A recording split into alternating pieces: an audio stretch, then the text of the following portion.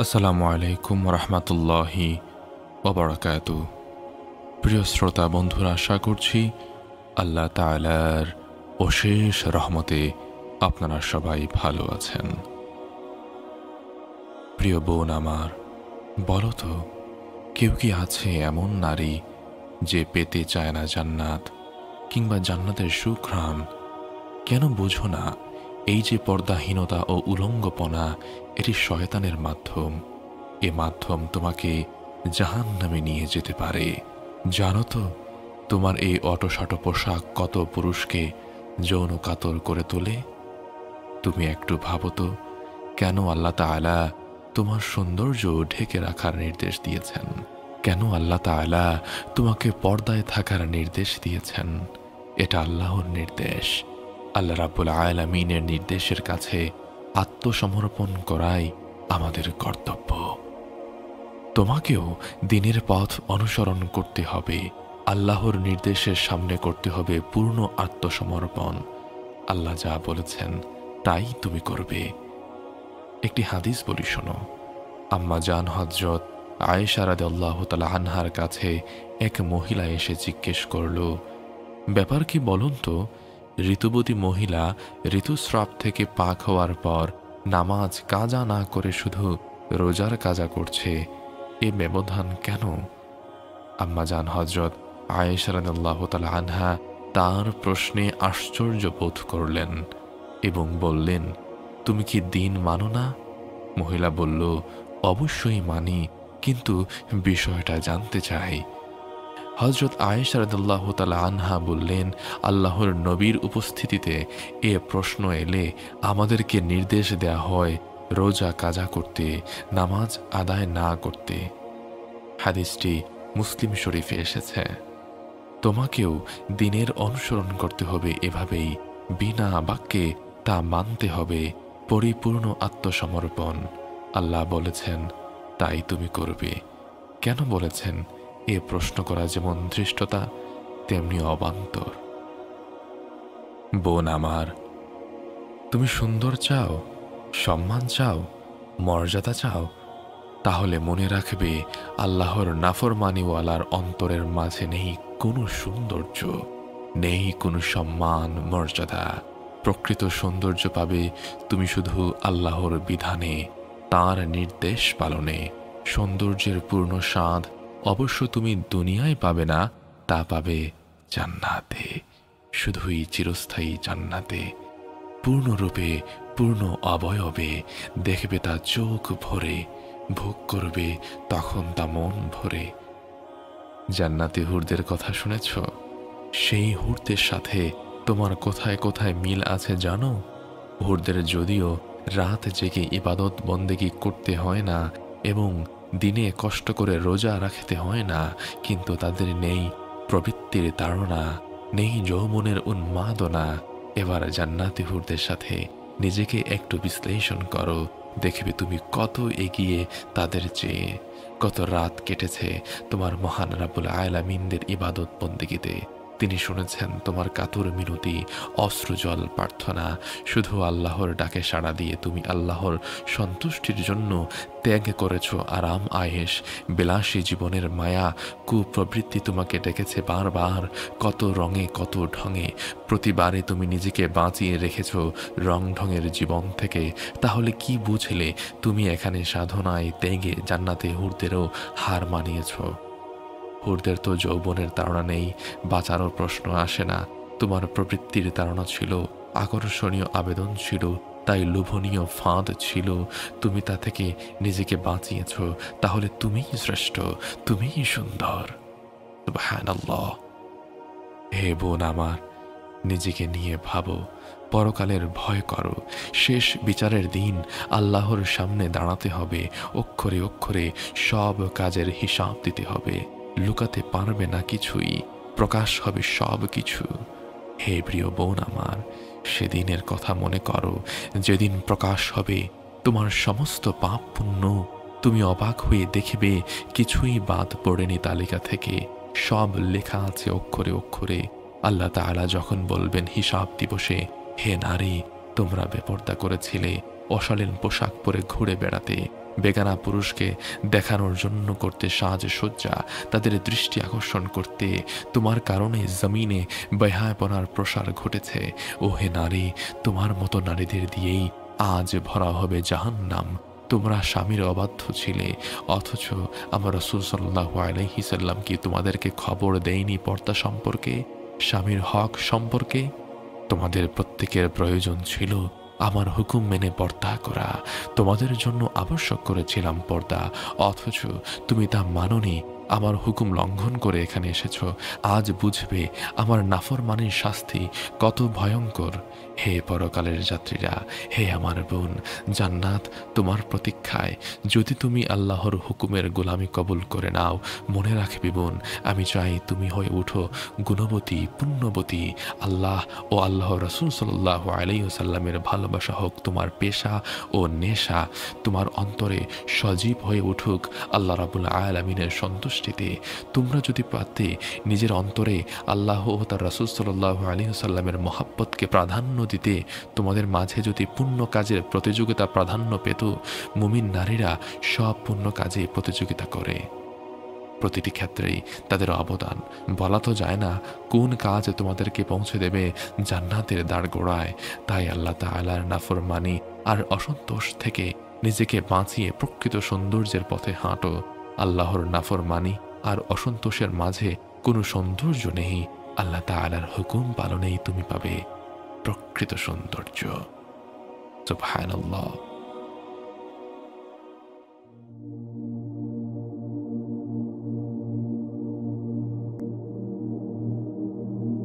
প্রিয় ভাই ও বোন আমার, শুরু হবে বিচার।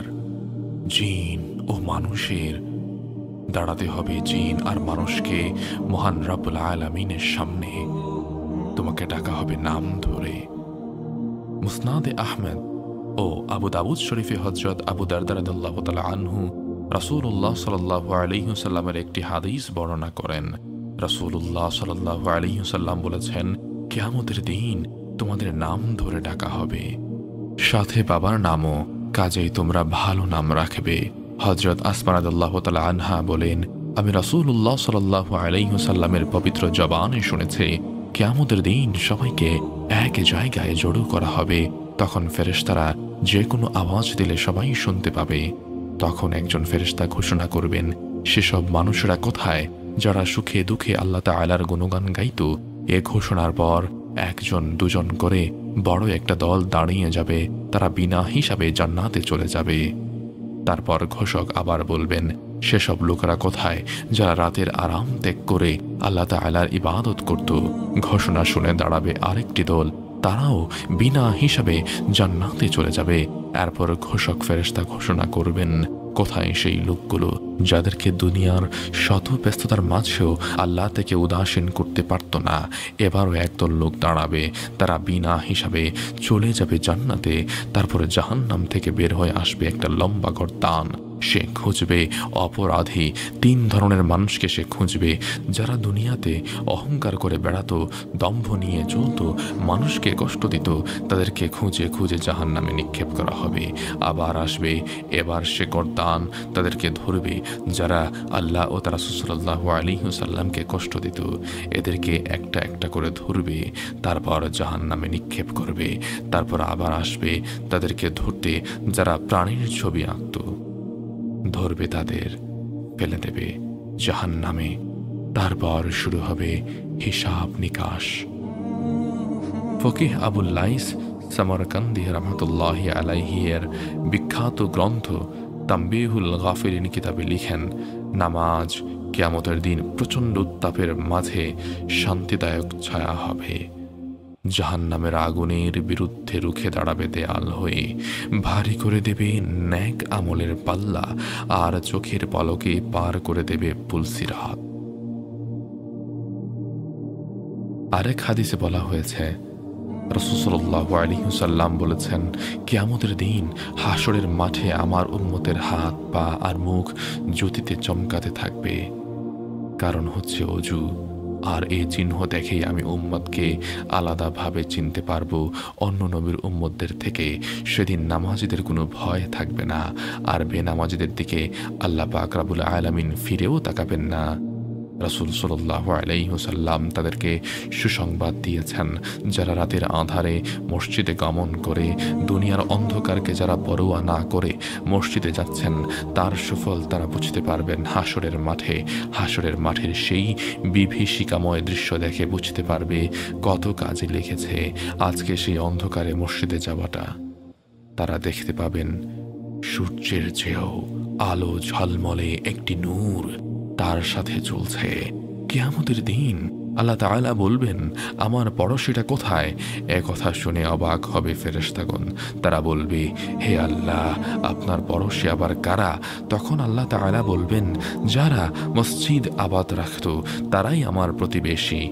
আল্লাহ তাআলা বলবেন, ইন্নামা ইয়ামুরু মাসাজিদাল্লাহি মান আমানা বিল্লাহি ওয়াল ইয়াউমিল আখির। যারা আল্লাহ তাআলার প্রতি আর কিয়ামতের প্রতি বিশ্বাস রাখে তারা মসজিদ আবাদ রাখে। সূরা তাওবা। হযরত আব্দুল্লাহ ইবনে উমর রাদিয়াল্লাহু তাআলা আনহু বলেছেন যে রাসূল সাল্লাল্লাহু আলাইহি ওয়াসাল্লাম বলেন, যে ব্যক্তি যত্ন সহকারে নিয়মিত 5 ওয়াক্ত নামাজ পড়ল না, হাসরের সেই কঠিন দিনে নামাজ তার জন্য আলো হবে না, মুক্তির উপায় হবে না, সাক্ষী হবে না। বিচারের দিন তার হাসর ফেরাউন, কারুন, হামান আর নমরুদ ও উবাই ইবনে খালাফ জাতীয় পাপীদের সাথে হবে। এ হাদিসের ব্যাখ্যায় শায়খ জাকারিয়া রাদিয়াল্লাহু তাআলা আনহু লেখেন, সবাই জানেন যে ফেরাউন কত বড় অবিশ্বাসী ছিল। হামান ছিল তার উজির, যে ফেরাউনের সকল অপকর্মের কুপরামর্শদাতা ছিল। আর মক্কায় কাফেররা ইসলামকে অঙ্কুরেই বিনাশ করার জন্য অনেক চেষ্টা করেছিল। এর মধ্যে উবাই ইবনে খালফ ছিল ইসলামের দুশমনদের অন্যতম একজন। মক্কার মুসলমানদের সে জঘন্যতম নির্যাতন করেছিল। সে মুসলমানদের রক্তাক্ত করে উল্লাস করত। একদিন নরাধম উবাই ইবনে খালফ রাসূলুল্লাহ সাল্লাল্লাহু আলাইহি ওয়াসাল্লামের সাথে মক্কার পথে মুখোমুখি হয়ে যায়। কমখবত উবাই ইবনে খালফ হিংস্র চাহনি ক্রুশ হাসি দিয়ে বলল, হে মুহাম্মদ, একটি ঘোড়াকে লালন পালন করেছি আমি, তাকে খুব ভালো খাবার খাইয়ে মোটা তাজা করছি, তার উপর চড়ে আমি তোমাকে হত্যা করব। নাউযুবিল্লাহ। রাসূল সাল্লাল্লাহু আলাইহি সাল্লামের সাথে দেখা হলেই সে কথা বলতো আর হিংস্র পশুর মতো ফুসফুস করত। রাসূল সাল্লাল্লাহু আলাইহি সাল্লাম শুনতেন, কিছু বলতেন না, সবই সয়ে যেতেন নীরবে। একদিন আবারও নরাধম উবাই ইবনে খালফ প্রিয় রাসূল সাল্লাল্লাহু আলাইহি সাল্লামকে বলল, হে মুহাম্মদ, তোমাকে আমি হত্যা করব সেই ঘোড়া দিয়ে যা আমি মোটা তাজা করছি। সেই ঘোড়ায় আমি চড়ে আমি তোমাকে হত্যা করব। ধৈর্যের বাঁধ ভেঙে গেল রাসূল সাল্লাল্লাহু আলাইহি ওয়াসাল্লামের। অধৈর্য হয়ে আজ জবাবটা দিয়েই দিলেন। রাসূল সাল্লাল্লাহু আলাইহি ওয়াসাল্লাম বললেন, আল্লাহ চান তো আমি তোমাকে হত্যা করব। প্রিয় নবী সাল্লাল্লাহু আলাইহি ওয়াসাল্লামের এই কথাটি অন্তরাত্মা কাঁপিয়ে দিল উবাই ইবনে খালফের। চোখের পলকে বদলে গেল তার চেহারার রং, হিংস্র চেহারা হয়ে গেল ফ্যাকাশে, ঘাম দেখা দিল কপালে। তারপর থেকে নাফরমান উবাইয়ের প্রতিটা দিন কাটত ভয়ে আতঙ্কে, কাটত নির্ঘুম রাত। তারপর সেই দিন উহুদের যুদ্ধের দিন, চলছে ভয়ঙ্কর যুদ্ধ। শহীদ হয়েছেন অনেক সাহাবী, জান্নাতে চলে গেছেন। নিহত হয়েছে অনেক কাফের, তাদের স্থান জাহান্নাম। প্রিয় নবী হযরত মুহাম্মদ সাল্লাল্লাহু আলাইহি ওয়াসাল্লামকে বেষ্টন করে রেখেছে সাহাবায়ে কেরামগণ।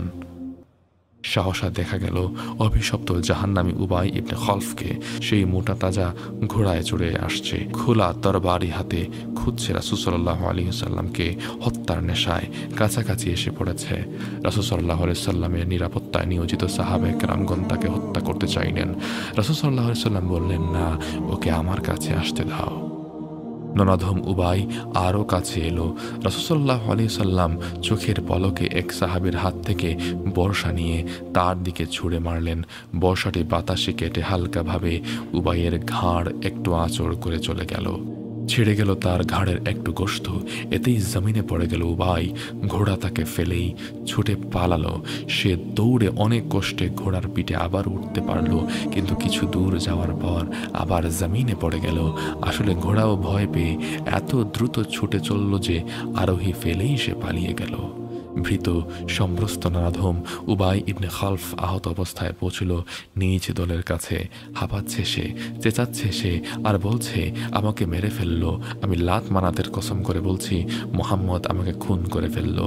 তারা চিৎকার চেঁচামেচি শুনে কাফেররা তো অবাক। তারা বলল, তুমি এমন গাধার মতো চেঁচাচ্ছ কেন? তোমার আঘাত তো মারাত্মক কিছু নয়, এটা এমন কি আঘাত, সামান্য আঁচড়, আর তুমি যেভাবে চিৎকার করছো মনে হচ্ছে তোমার দেহ অর্ধেক কেটে ফেলেছে। আর বকবক করো না, চুপ করো। সাথীদের এক কথা শুনে রেখে গেল উবাই ইবনে খালফ। বলল, তোমরা চুপ করো, আহাম্মকের দল। এটা সামান্য আঁচড় হলেও কার আঘাত জানো?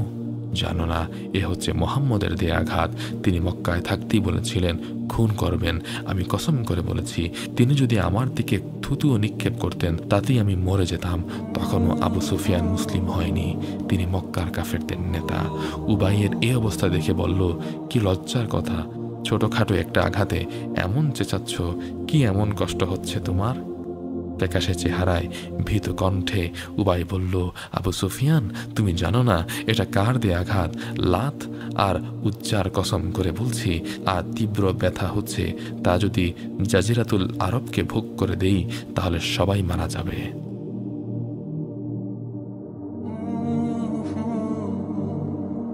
মুহাম্মদ সাল্লাল্লাহু আলাইহি ওয়াসাল্লাম সেদিন আমাকে বলেছিলেন, আল্লাহ চান তো আমি তোমাকে হত্যা করব। সেদিন থেকেই আমি নিশ্চিত ছিলাম যে তাঁর হাতেই আমার মরণ হবে। তিনি যদি আমাকে থুতুও নিক্ষেপ করতেন আমি নিশ্চিত তবু আমি মরে যেতাম। উবাইকে মক্কায় পৌঁছতে হলো না, তার একদিন আগেই সে মারা গেল সামান্য একটি আঁচড়ে। এ ঘটনা থেকে আমাদের অনেক কিছু শিখার আছে। উবাই ইবনে খালফ ইসলাম ও মুসলমানদের নিকৃষ্ট দুশ্মন, মুসলমানদের খুন পিয়াসী ছিল সে। এমনকি রাসূলুল্লাহ সাল্লাল্লাহু আলাইহি ওয়াসাল্লামকে হত্যার পাকা নিয়ত সে করেছিল। কিন্তু দেখুন রাসূলুল্লাহ সাল্লাল্লাহু আলাইহি ওয়াসাল্লামের কথার উপর কত গাঢ় বিশ্বাস ছিল তার। রাসূল সাল্লাল্লাহু আলাইহি ওয়াসাল্লামকে নবী মানেনি, রাসূল সাল্লাল্লাহু আলাইহি ওয়াসাল্লামের নবুয়তের ঘোর বিরোধী ছিল সে। কিন্তু একথা জানে যে মুহাম্মদ সাল্লাল্লাহু আলাইহি ওয়াসাল্লাম যখন বলেছেন তখন তার হাতেই আমার মৃত্যু হবে, সেজন্য কোনো ভয়ানক আঘাত করতে হবে না, শুধু তুথু নিক্ষেপ করলেই যথেষ্ট। আজ আমাদের অবস্থা কেমন একটু চিন্তা করি। আমরা মুহাম্মদ রাসূল সাল্লাল্লাহু আলাইহি সাল্লামকে শেষ নবী ও শ্রেষ্ঠ নবী মানি, আমরা দাবি করি, আমরা তাকে ভালোবাসি। কিন্তু বলুন তো, প্রিয় নবী সাল্লাল্লাহু আলাইহি সাল্লামের কয়টি কথার উপর আমরা আমল করছি, বরং তার নিষেধ করা বিষয়গুলোতেই আমাদের আকর্ষণ দিন দিন বাড়ছে? বলুন তো, এটা আল্লাহ ও তার প্রিয় রাসূল সাল্লাল্লাহু আলাইহি সাল্লামের নির্দেশের বিরুদ্ধে বিদ্রোহী নয় কি? হযরত ইবনে হাজার আসকারী রহমতুল্লাহি আলাইহি এ হাদিসের ব্যাখ্যায় বলেন, এসব বড় বড় কাফেরদের সাথে বেনামাজির হাসর হবে।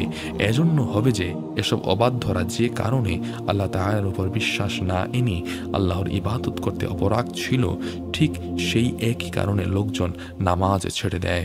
যেমন রাজা বাদশারা নিজের রাজত্ব চালানোর জন্য, এটা নমরুদ ও ফেরাউনের সাথে মিলে যায়। কিছু লোক মন্ত্রী বা উচ্চ পদের চাকরির কারণে নামাজ ছেড়ে দেয়, এটা হামানের সাথে মিলে যায়। হামান ফেরাউনের মন্ত্রী ছিল, কিন্তু লোক ব্যবসা বাণিজ্যের সম্পদের জন্য নামাজ তথা দিন থেকে দূরে সরে যায়, তাদের অবস্থা কারণের সাথে মিলে যায়।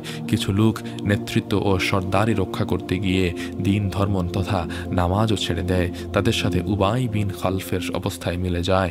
সুতরাং যে যার মতো তার হাসর হবে তার সাথে। প্রিয় ভাই বোন আমার, দেখুন মুসলমান হয়েও কি ভয়ঙ্কর বিপদের সম্মুখীন এই পর্যায়ে মানুষগুলো। শুধু নামাজ ত্যাগ করার কারণে, অবশ্য কালেমাওয়ালা হওয়ার কারণে কোনো এক সময় জাহান্নামের শাস্তি ভোগ করে সে মুক্তি পাবে, কিন্তু জাহান্নামের ভয়ঙ্কর শাস্তি ভোগ করতে হবে তাকে। আর লাঞ্ছনা আর অপমান তো আছেই। হাসরের দিন বেনামাজের 3টি শাস্তি হবে। মহান রাব্বুল আলামিন তার উপর নারাজ থাকবেন। বলুন তো, যার উপরে আল্লাহ রাব্বুল আলামিন নারাজ থাকবেন সেই কঠিন মুহূর্ত, তার দুর্গতির কোনো শেষ আছে? দ্বিতীয়ত, সে জাহান্নামে যাবে। আর তৃতীয়ত, তার চেহারায় 3টে লাইন লেখা থাকবে, 1 ওহে অকৃতজ্ঞ, তুমি আল্লাহ তাআলার পাওনা আদায় করনি। 2 ওহে তোমাকে আল্লাহ তাআলার অভিশাপ দিয়েছে। 3 দুনিয়াতে তুমি যেমন আল্লাহ তাআলার পাওনা পরিশোধ করনি, তেমনি আজ তুমি আল্লাহ তাআলার অনুগ্রহও পাবে না। আল্লাহ আমাদের সবাইকে সহিহ বুঝ দান করুন, আমিন। তো বন্ধুরা, আজকের এই পর্ব এই পর্যন্তই। আগামী পর্বের জন্য অপেক্ষায় থাকুন। সে পর্যন্ত ভালো থাকুন, সুস্থ থাকুন। মাআসসালাম।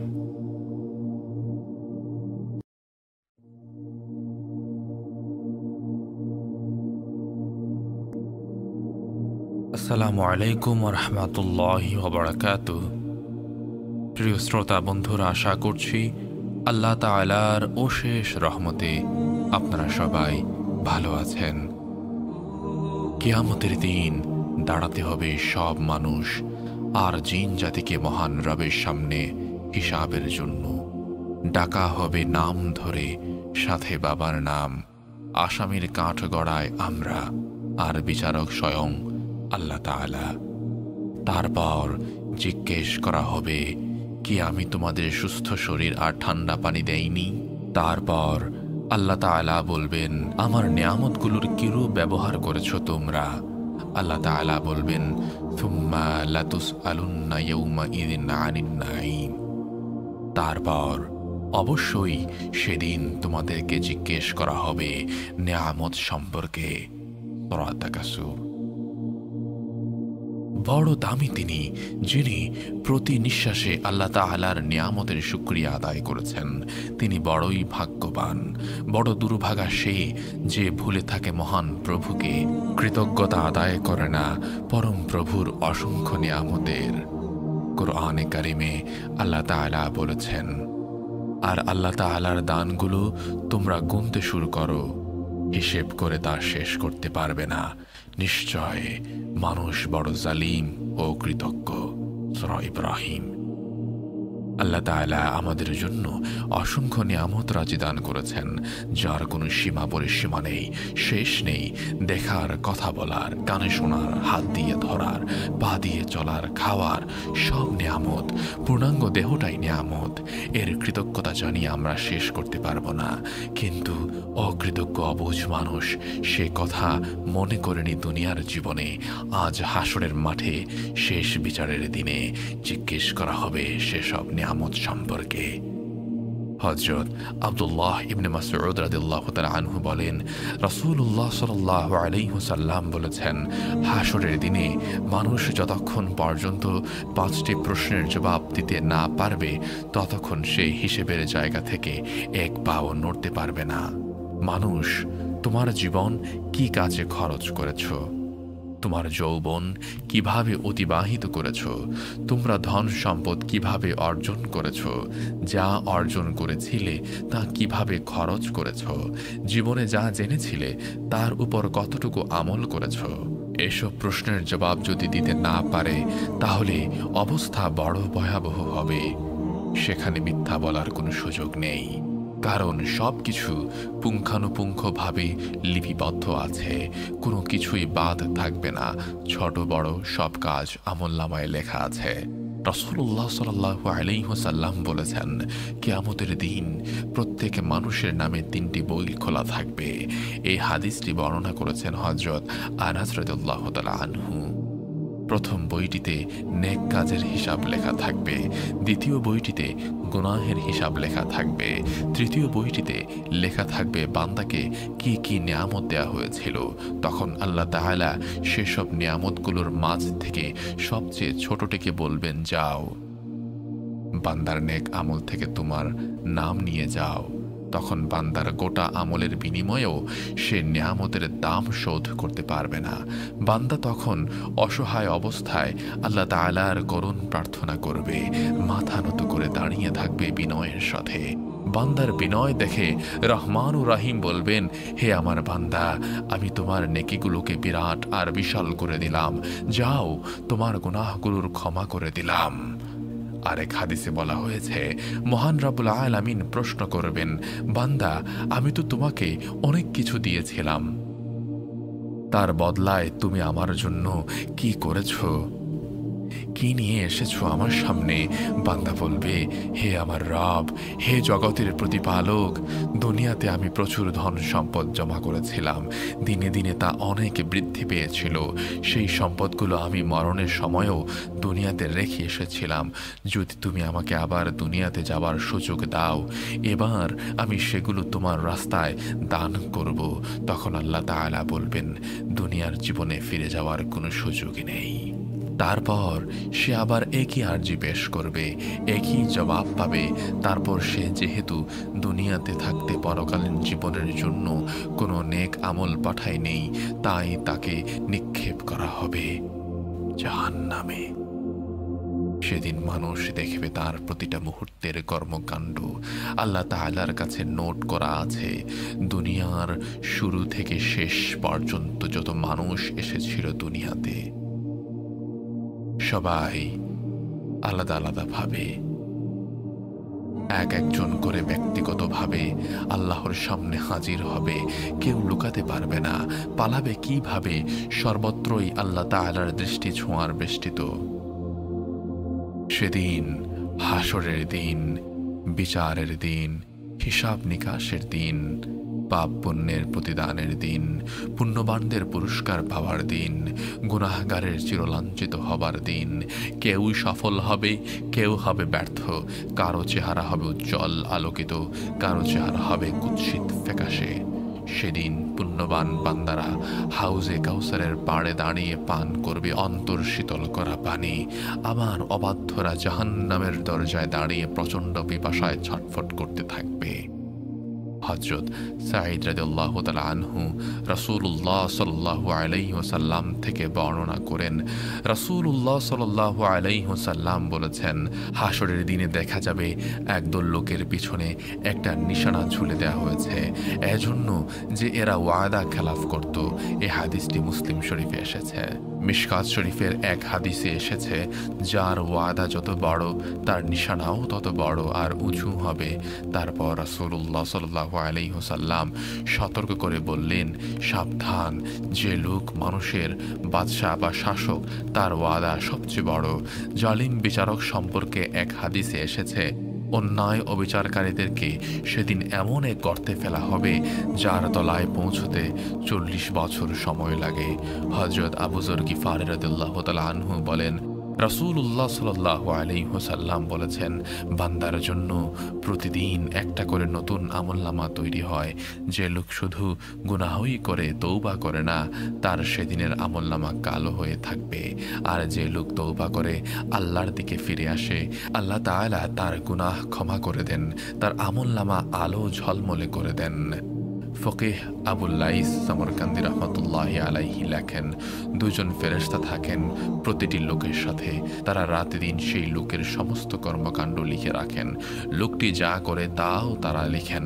শ্বাস নেই লেখে, মনে মনে জিকির করে তারা লিখে, নেক কাজ করে তারা লিখে, এমনকি নেক কাজের নিয়ত করলেও তারা লিখে। পাপ করে তারা লিখে, তবে বান্দার তওবার অপেক্ষায় থাকে। যদি বান্দা তওবা করে তাহলে আল্লাহ তাআলা তা মাফ করে দেন, ফেরেশতারা সে গুনাহ মুছে দেন। এভাবেই ওই দুইজন ফেরেশতা এক একজন মানুষের প্রতিটি মুহূর্তে বিন্দু পরিমাণও লিখে রাখেন, ধারণ করে রাখেন। মানুষের প্রতিটি মুহূর্ত এদের নখত বর্ণে পরিষ্কার স্পষ্ট করে লিপিবদ্ধ থাকে আমলনামায়। দুজন ফেরেশতা প্রতিদিনের কাজগুলো আল্লাহ তাআলার সামনে হাজির করেন, দেখান আল্লাহ তাআলাকে। তাদের লেখা সব কিছু যত্ন করে সংরক্ষণ হয়। একদিন বান্দার মৃত্যুর সময় এসে যায়, প্রাণ পাখি বেরিয়ে যায় খাঁচা ছেড়ে, তখন ওই আমলনামাগুলো মালার মতো পরিয়ে দেয়া হয় গলায়। হার যেমন গলার সৌন্দর্য বাড়িয়ে তোলে, তেমনি বান্দার নেক আমলগুলো যখন গলার মালার মতো পরিয়ে দেয়া হয়, তখন তা বান্দার জন্য সৌন্দর্যের কারণ। আর পাপীকে তার পাপ কাজগুলোর আমলনামা যখন গলায় পরানো হয়, তখন তাকে আরও কুৎসিত করে তোলে। হাসরের দিন আল্লাহ তাআলা মানুষের আমলনামা প্রকাশ করবেন। বান্দা তার আমলনামা খোলা দেখতে পাবে। তখন তাকে বলা হবে, পড়ো তোমার আমলনামা। তুমি যা করেছো দুনিয়াতে, বান্দা পড়বে তার আমলনামা। নেককার তার আমলনামা পড়বে, খুশিতে তার চেহারা উজ্জ্বল হয়ে উঠবে। বদকার যখন পড়বে তার আমলনামা, সে অবাক হবে, নিজেকে ধিক্কার দিবে, আফসোস করবে, দিশেহারা হয়ে পালাবার পথ খুঁজতে থাকবে। কারণ সে যখন তার আমলনামা পড়বে দেখবে সেখানে কিছুই বাদ পড়েনি। সে বলবে, হায় বড় আফসোস, বড় আশ্চর্য বিষয় তো, এত দেখছি ছোট থেকে ছোট কোনো কিছুই বাদ পড়েনি, আমি যা করেছি সবই এখানে লেখা আছে। আর অবিশ্বাসী কাফের এরাও আমলনামা হাতে পাবার অপেক্ষা করবে। তখন ফেরেশতারা তাদের আমলনামা নিয়ে আসবে, বলবে, নাও তোমাদের আমলনামা। আকস্মিক আওয়াজ হবে, হাড় ভাঙার আওয়াজ।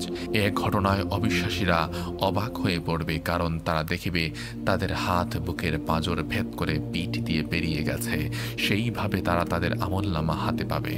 তারা দেখিবে তাদের আমলনামায় একটি নেকিও নেই। এরা যাবে অনন্ত জীবনের জন্য জাহান্নামে, সেখানেই থাকবে চিরকাল। আল্লাহ তাআলা পবিত্র কোরআনে বলেছেন, সেদিন আপনি দেখবেন প্রত্যেক উম্মতকে মাথা নিচু করে আছে। সবাইকে তাদের আমলনামা দেখিতে বলা হবে, আজ তোমাদের প্রতিদান দেয়া হবে যা করে এসেছো। আমার কাছে রাখা এই বই তোমাদের ব্যাপারে একদম সঠিক কথাটি বলবে। তোমরা যা কিছু করে এসেছো সবই এখানে লেখা আছে। সূরা জাসিয়া। এর মানে হলো কোনো রকম চালাকি, কোনো রকম ফাঁকিবাজি করে মিথ্যা কথা বলে পার পাওয়া যাবে না। কাজেই যার আমলনামা ডান হাতে দেয়া হবে তার হিসাব খুব সহজ হবে। আমলনামা হাতে পেয়ে খুশিতে আত্মহারা হয়ে নিজের লোকজনের কাছে যাবে, দেখাবে আমলনামা, বলবে, নাও তোমরাও পড়ো আমার আমলনামা। আমি জানতাম হিসাব আমাকে দিতেই হবে, আর গুনাহগারদের হিসাব খুব কঠিন হবে।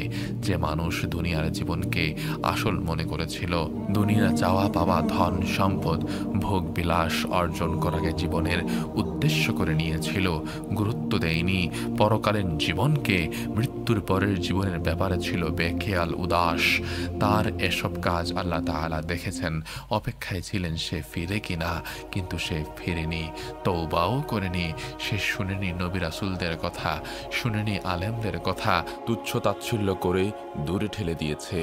আজ তার জন্য বড়ই বিপদ, অবাধ্যতার শাস্তি তাকে পেতেই হবে। তারপর জাহান্নামের আগুনে লক্ষ লক্ষ বছর জ্বলে পুড়ে হয়তো মুক্তি পেতে পারে, যদি আল্লাহ ইচ্ছা করেন, যদি আল্লাহ তাআলা অনুগ্রহ করেন। আর অবিশ্বাসী কাফের যারা ঈমান আনেনি তাদের স্থান হবে চিরস্থায়ী জাহান্নামে। তাদের মুক্তির কোনো সম্ভাবনা নেই, আর তাদের মৃত্যুও হবে না। সে বেঁচে থাকবে জাহান্নামের ইন্ধন হয়ে। অনন্তকাল সে জ্বলবে, পুড়বে, আর্তনাদ করবে, কাঁদবে। তার চোখ বেয়ে নেমে আসবে রক্তপুঁজ। সে সেই ভয়াল যন্ত্রণায় বিভৎস শাস্তি থেকে বাঁচতে চাইবে। তার চিৎকার বাড়তেই থাকবে বিরতিহীন। তখন আল্লাহ তাআলা জাহান্নামের দারোগা মালিককে বলবেন, জাহান্নামের দরজায় তালা লাগিয়ে দাও, যেন তাদের চিৎকার বাইরে না আসে। ওয়াকাযালিকা নাজজিয যালিমিন, আর আমি এমনি করেই শাস্তি দেই পাপিষ্ঠকে। আরেক আয়াতে আল্লাহ তাআলা বলেন, ওরা সবাই সেদিন আযাবে শরীক থাকবে। পাপিষ্ঠদেরকে আমি এমনি করেই সাজা দেই। যখন ওদের বলা হতো আল্লাহ ছাড়া আর কোনো উপাস্য নেই, তখন তারা অহংকার দেখাতো আর বলতো কি, আমরা একজন পাগল কবির কথা শুনে আমাদের খোদাগুলোকে ছেড়ে দেব। প্রিয় ভাই ও বোন আমার, মৃত্যু এমন এক বাস্তবতা, পরকাল এমন এক অটল বাস্তবতা যা অবধারিত, তা ঘটবেই। এমন সুপ্রতিষ্ঠিত সত্য থেকে পালাবার পথ নেই। মানুষ যখন মৃত্যু থেকে পালাতে চায়, এটা তার স্বাভাবিক মনোবৃত্তি। মৃত্যুকে বরণ করা কারও কামনা নয়। প্রায় সবাই মৃত্যুকে ভয়ঙ্কর একটা মহাবিপদ বলে মনে করে। সবাই বাঁচতে চায়, কিন্তু দুনিয়া দুদিনের, এখান থেকে যেতেই হবে। ক্ষণস্থায়ী এ রঙিন দুনিয়ার মায়া ছেড়ে বেশিরভাগই যেতে চায় না। বাঁচার বাসনা বড় তীব্র, কিন্তু বাঁচতে পারল না কেউই। এমনকি এ জগৎ, যার মায়ায় মানুষ মরতে চায় না, তারও একদিন ধ্বংস আছে। জগতের মৃত্যু হবে, পূর্ণ হবে না আমাদের বেঁচে থাকার বাসনা। মৃত্যু আসবেই, যতই পালাই না কেন, পালাবার পথ নেই। এ যে সত্য, এ যে বাস্তব, অবধারিত, অলঙ্ঘনীয়। প্রিয় ভাই ও বোন আমার, মৃত্যুর পূর্বে মৃত্যুর প্রস্তুতি নিতে হবে। আল্লাহর বান্দা, আল্লাহর হয়ে যেতে হবে। এছাড়া কোনো উপাস্য নেই, এছাড়া কোনো উপায়ও নেই। আল্লাহ তাআলার রাজি খুশির দিকে এগিয়ে যাওয়াই আমাদের সফলতা। আল্লাহ তাআলা যখন ডাকছেন, বড় মায়া করে ডাকছেন, আসো বান্দা, আমার হয়ে আসো, আমার দিকে আসো। পবিত্র কুরআনে অনেক আয়াতে এ ব্যাপারে বলা হয়েছে, ওয়াসজুদ ওয়াকতারিব, সিজদা করো আর আমার কাছের হয়ে যাও। হাদিসে পাকে বলা হয়েছে, মানুষ আল্লাহ তাআলার সবচেয়ে কাছের তখন হয়ে যায় যখন সে সিজদা করে। আল্লাহ তাআলা বলেছেন, হে বনি আদম, আমি তোমাকে ভালোবাসি, তোমার উপর আমার ভালোবাসার দাবি, তুমি আমাকে ভালোবাসা দাও। ইয়া ইবনে আদম ইন যাকারতানি যাকারতুকা, হে আদম সন্তান, তুমি আমাকে স্মরণ করো, আমি তোমাকে স্মরণ করব। ওয়া আন নাসিতানি যাকারতুকা, তুমি আমাকে যদি ভুলে যাও তবু আমি তোমাকে কখনো ভুলি না। তসাফিনি ওসাফিকা, আমার সাথে বন্ধুত্ব করো, আমিও হব তোমার বন্ধু। এসব হাদিস থেকে প্রমাণিত হয়ে যে মহান রব্বুল আলামিনের সাথে বান্দার গভীর সম্পর্ক আছে, পাশে থাকার, কাছে থাকার একটা ব্যাপার আছে। অন্য হাদিসে আল্লাহ তাআলা বলেছেন, বান্দা তুমি আধ হাত আমার দিকে এগিয়ে এসো, আমি এক হাত এগিয়ে যাব তোমার দিকে। তুমি এক হাত এগিয়ে আসো, আমি দু হাত এগিয়ে আসব। তুমি হেঁটে আসবে, আমি দৌড়ে তোমার দিকে আসব। তার মানে হলো আল্লাহ তাআলার রহমত দৌড়ে আসে। আল্লাহ তাআলা রহমান রহিম। বান্দা সামান্য আগ্রহী হলে আল্লাহর রহমত, আল্লাহর দয়া তাকে বেষ্টন করে নেবে। আরেক হাদিসে আছে, বান্দা যখন আল্লাহ তাআলাকে ডাকে, বান্দা যখন বলে আল্লাহ, আমার মহান রব্বুল আলামিন ৭০ বার তার জবাব দেন, বলেন লাব্বাইক ইয়া আবদি, আমি হাজির হয়েছি হে আমার বান্দা। একবার ডাকলে জবাব দেন ৭০ বার। তো বন্ধুরা, আল্লাহ তাআলা আমাদের সবাইকে মাফ করে দেন, সবাইকে যেন আল্লাহ তাআলা কবুল করে নেন তার বেহেশতে। আজকের পর্ব এখানে সমাপ্তি। সে পর্যন্ত সাথে থাকুন, পাশেই থাকুন। মা'আস-সালাম।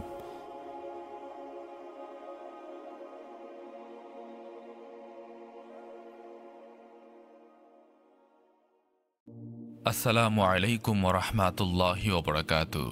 প্রিয় শ্রোতা বন্ধুরা, আশা করছি আল্লাহ তাআলার অশেষ রহমতে আপনারা সবাই ভালো আছেন। সেদিন পালাবে কোথায় এর ৭ নম্বর পর্বে আপনাদের সবাইকে স্বাগতম।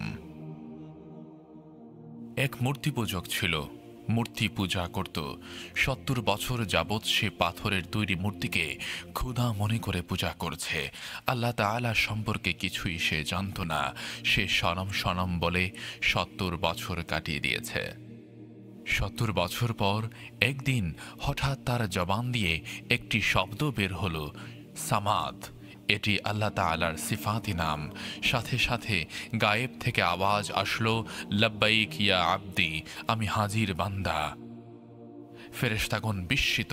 তারা আরজি পেশ করল, হে আল্লাহ, এই মূর্তি পূজক তো আপনার সম্পর্কে কিছুই জানে না। সে ভুলে সামাদ বলে ফেলেছে, আর আপনি তার ডাকে সাড়া দিলেন। জবাব দিলেন আল্লাহ তাআলা, সে ভুল করে বললেও বলেছে, আমি ৭০ বছর ধরে অপেক্ষায় আছি, কখন আমার বান্দা ভুল করে আমাকে ডাকবে। আজ ডেকেছে, আমিও বান্দার ডাকে সাড়া দিয়েছি। সুবহানাল্লাহ। আসলে বান্দার সাথে আল্লাহ তাআলার সম্পর্ক অনেক গভীর, নিবিড়।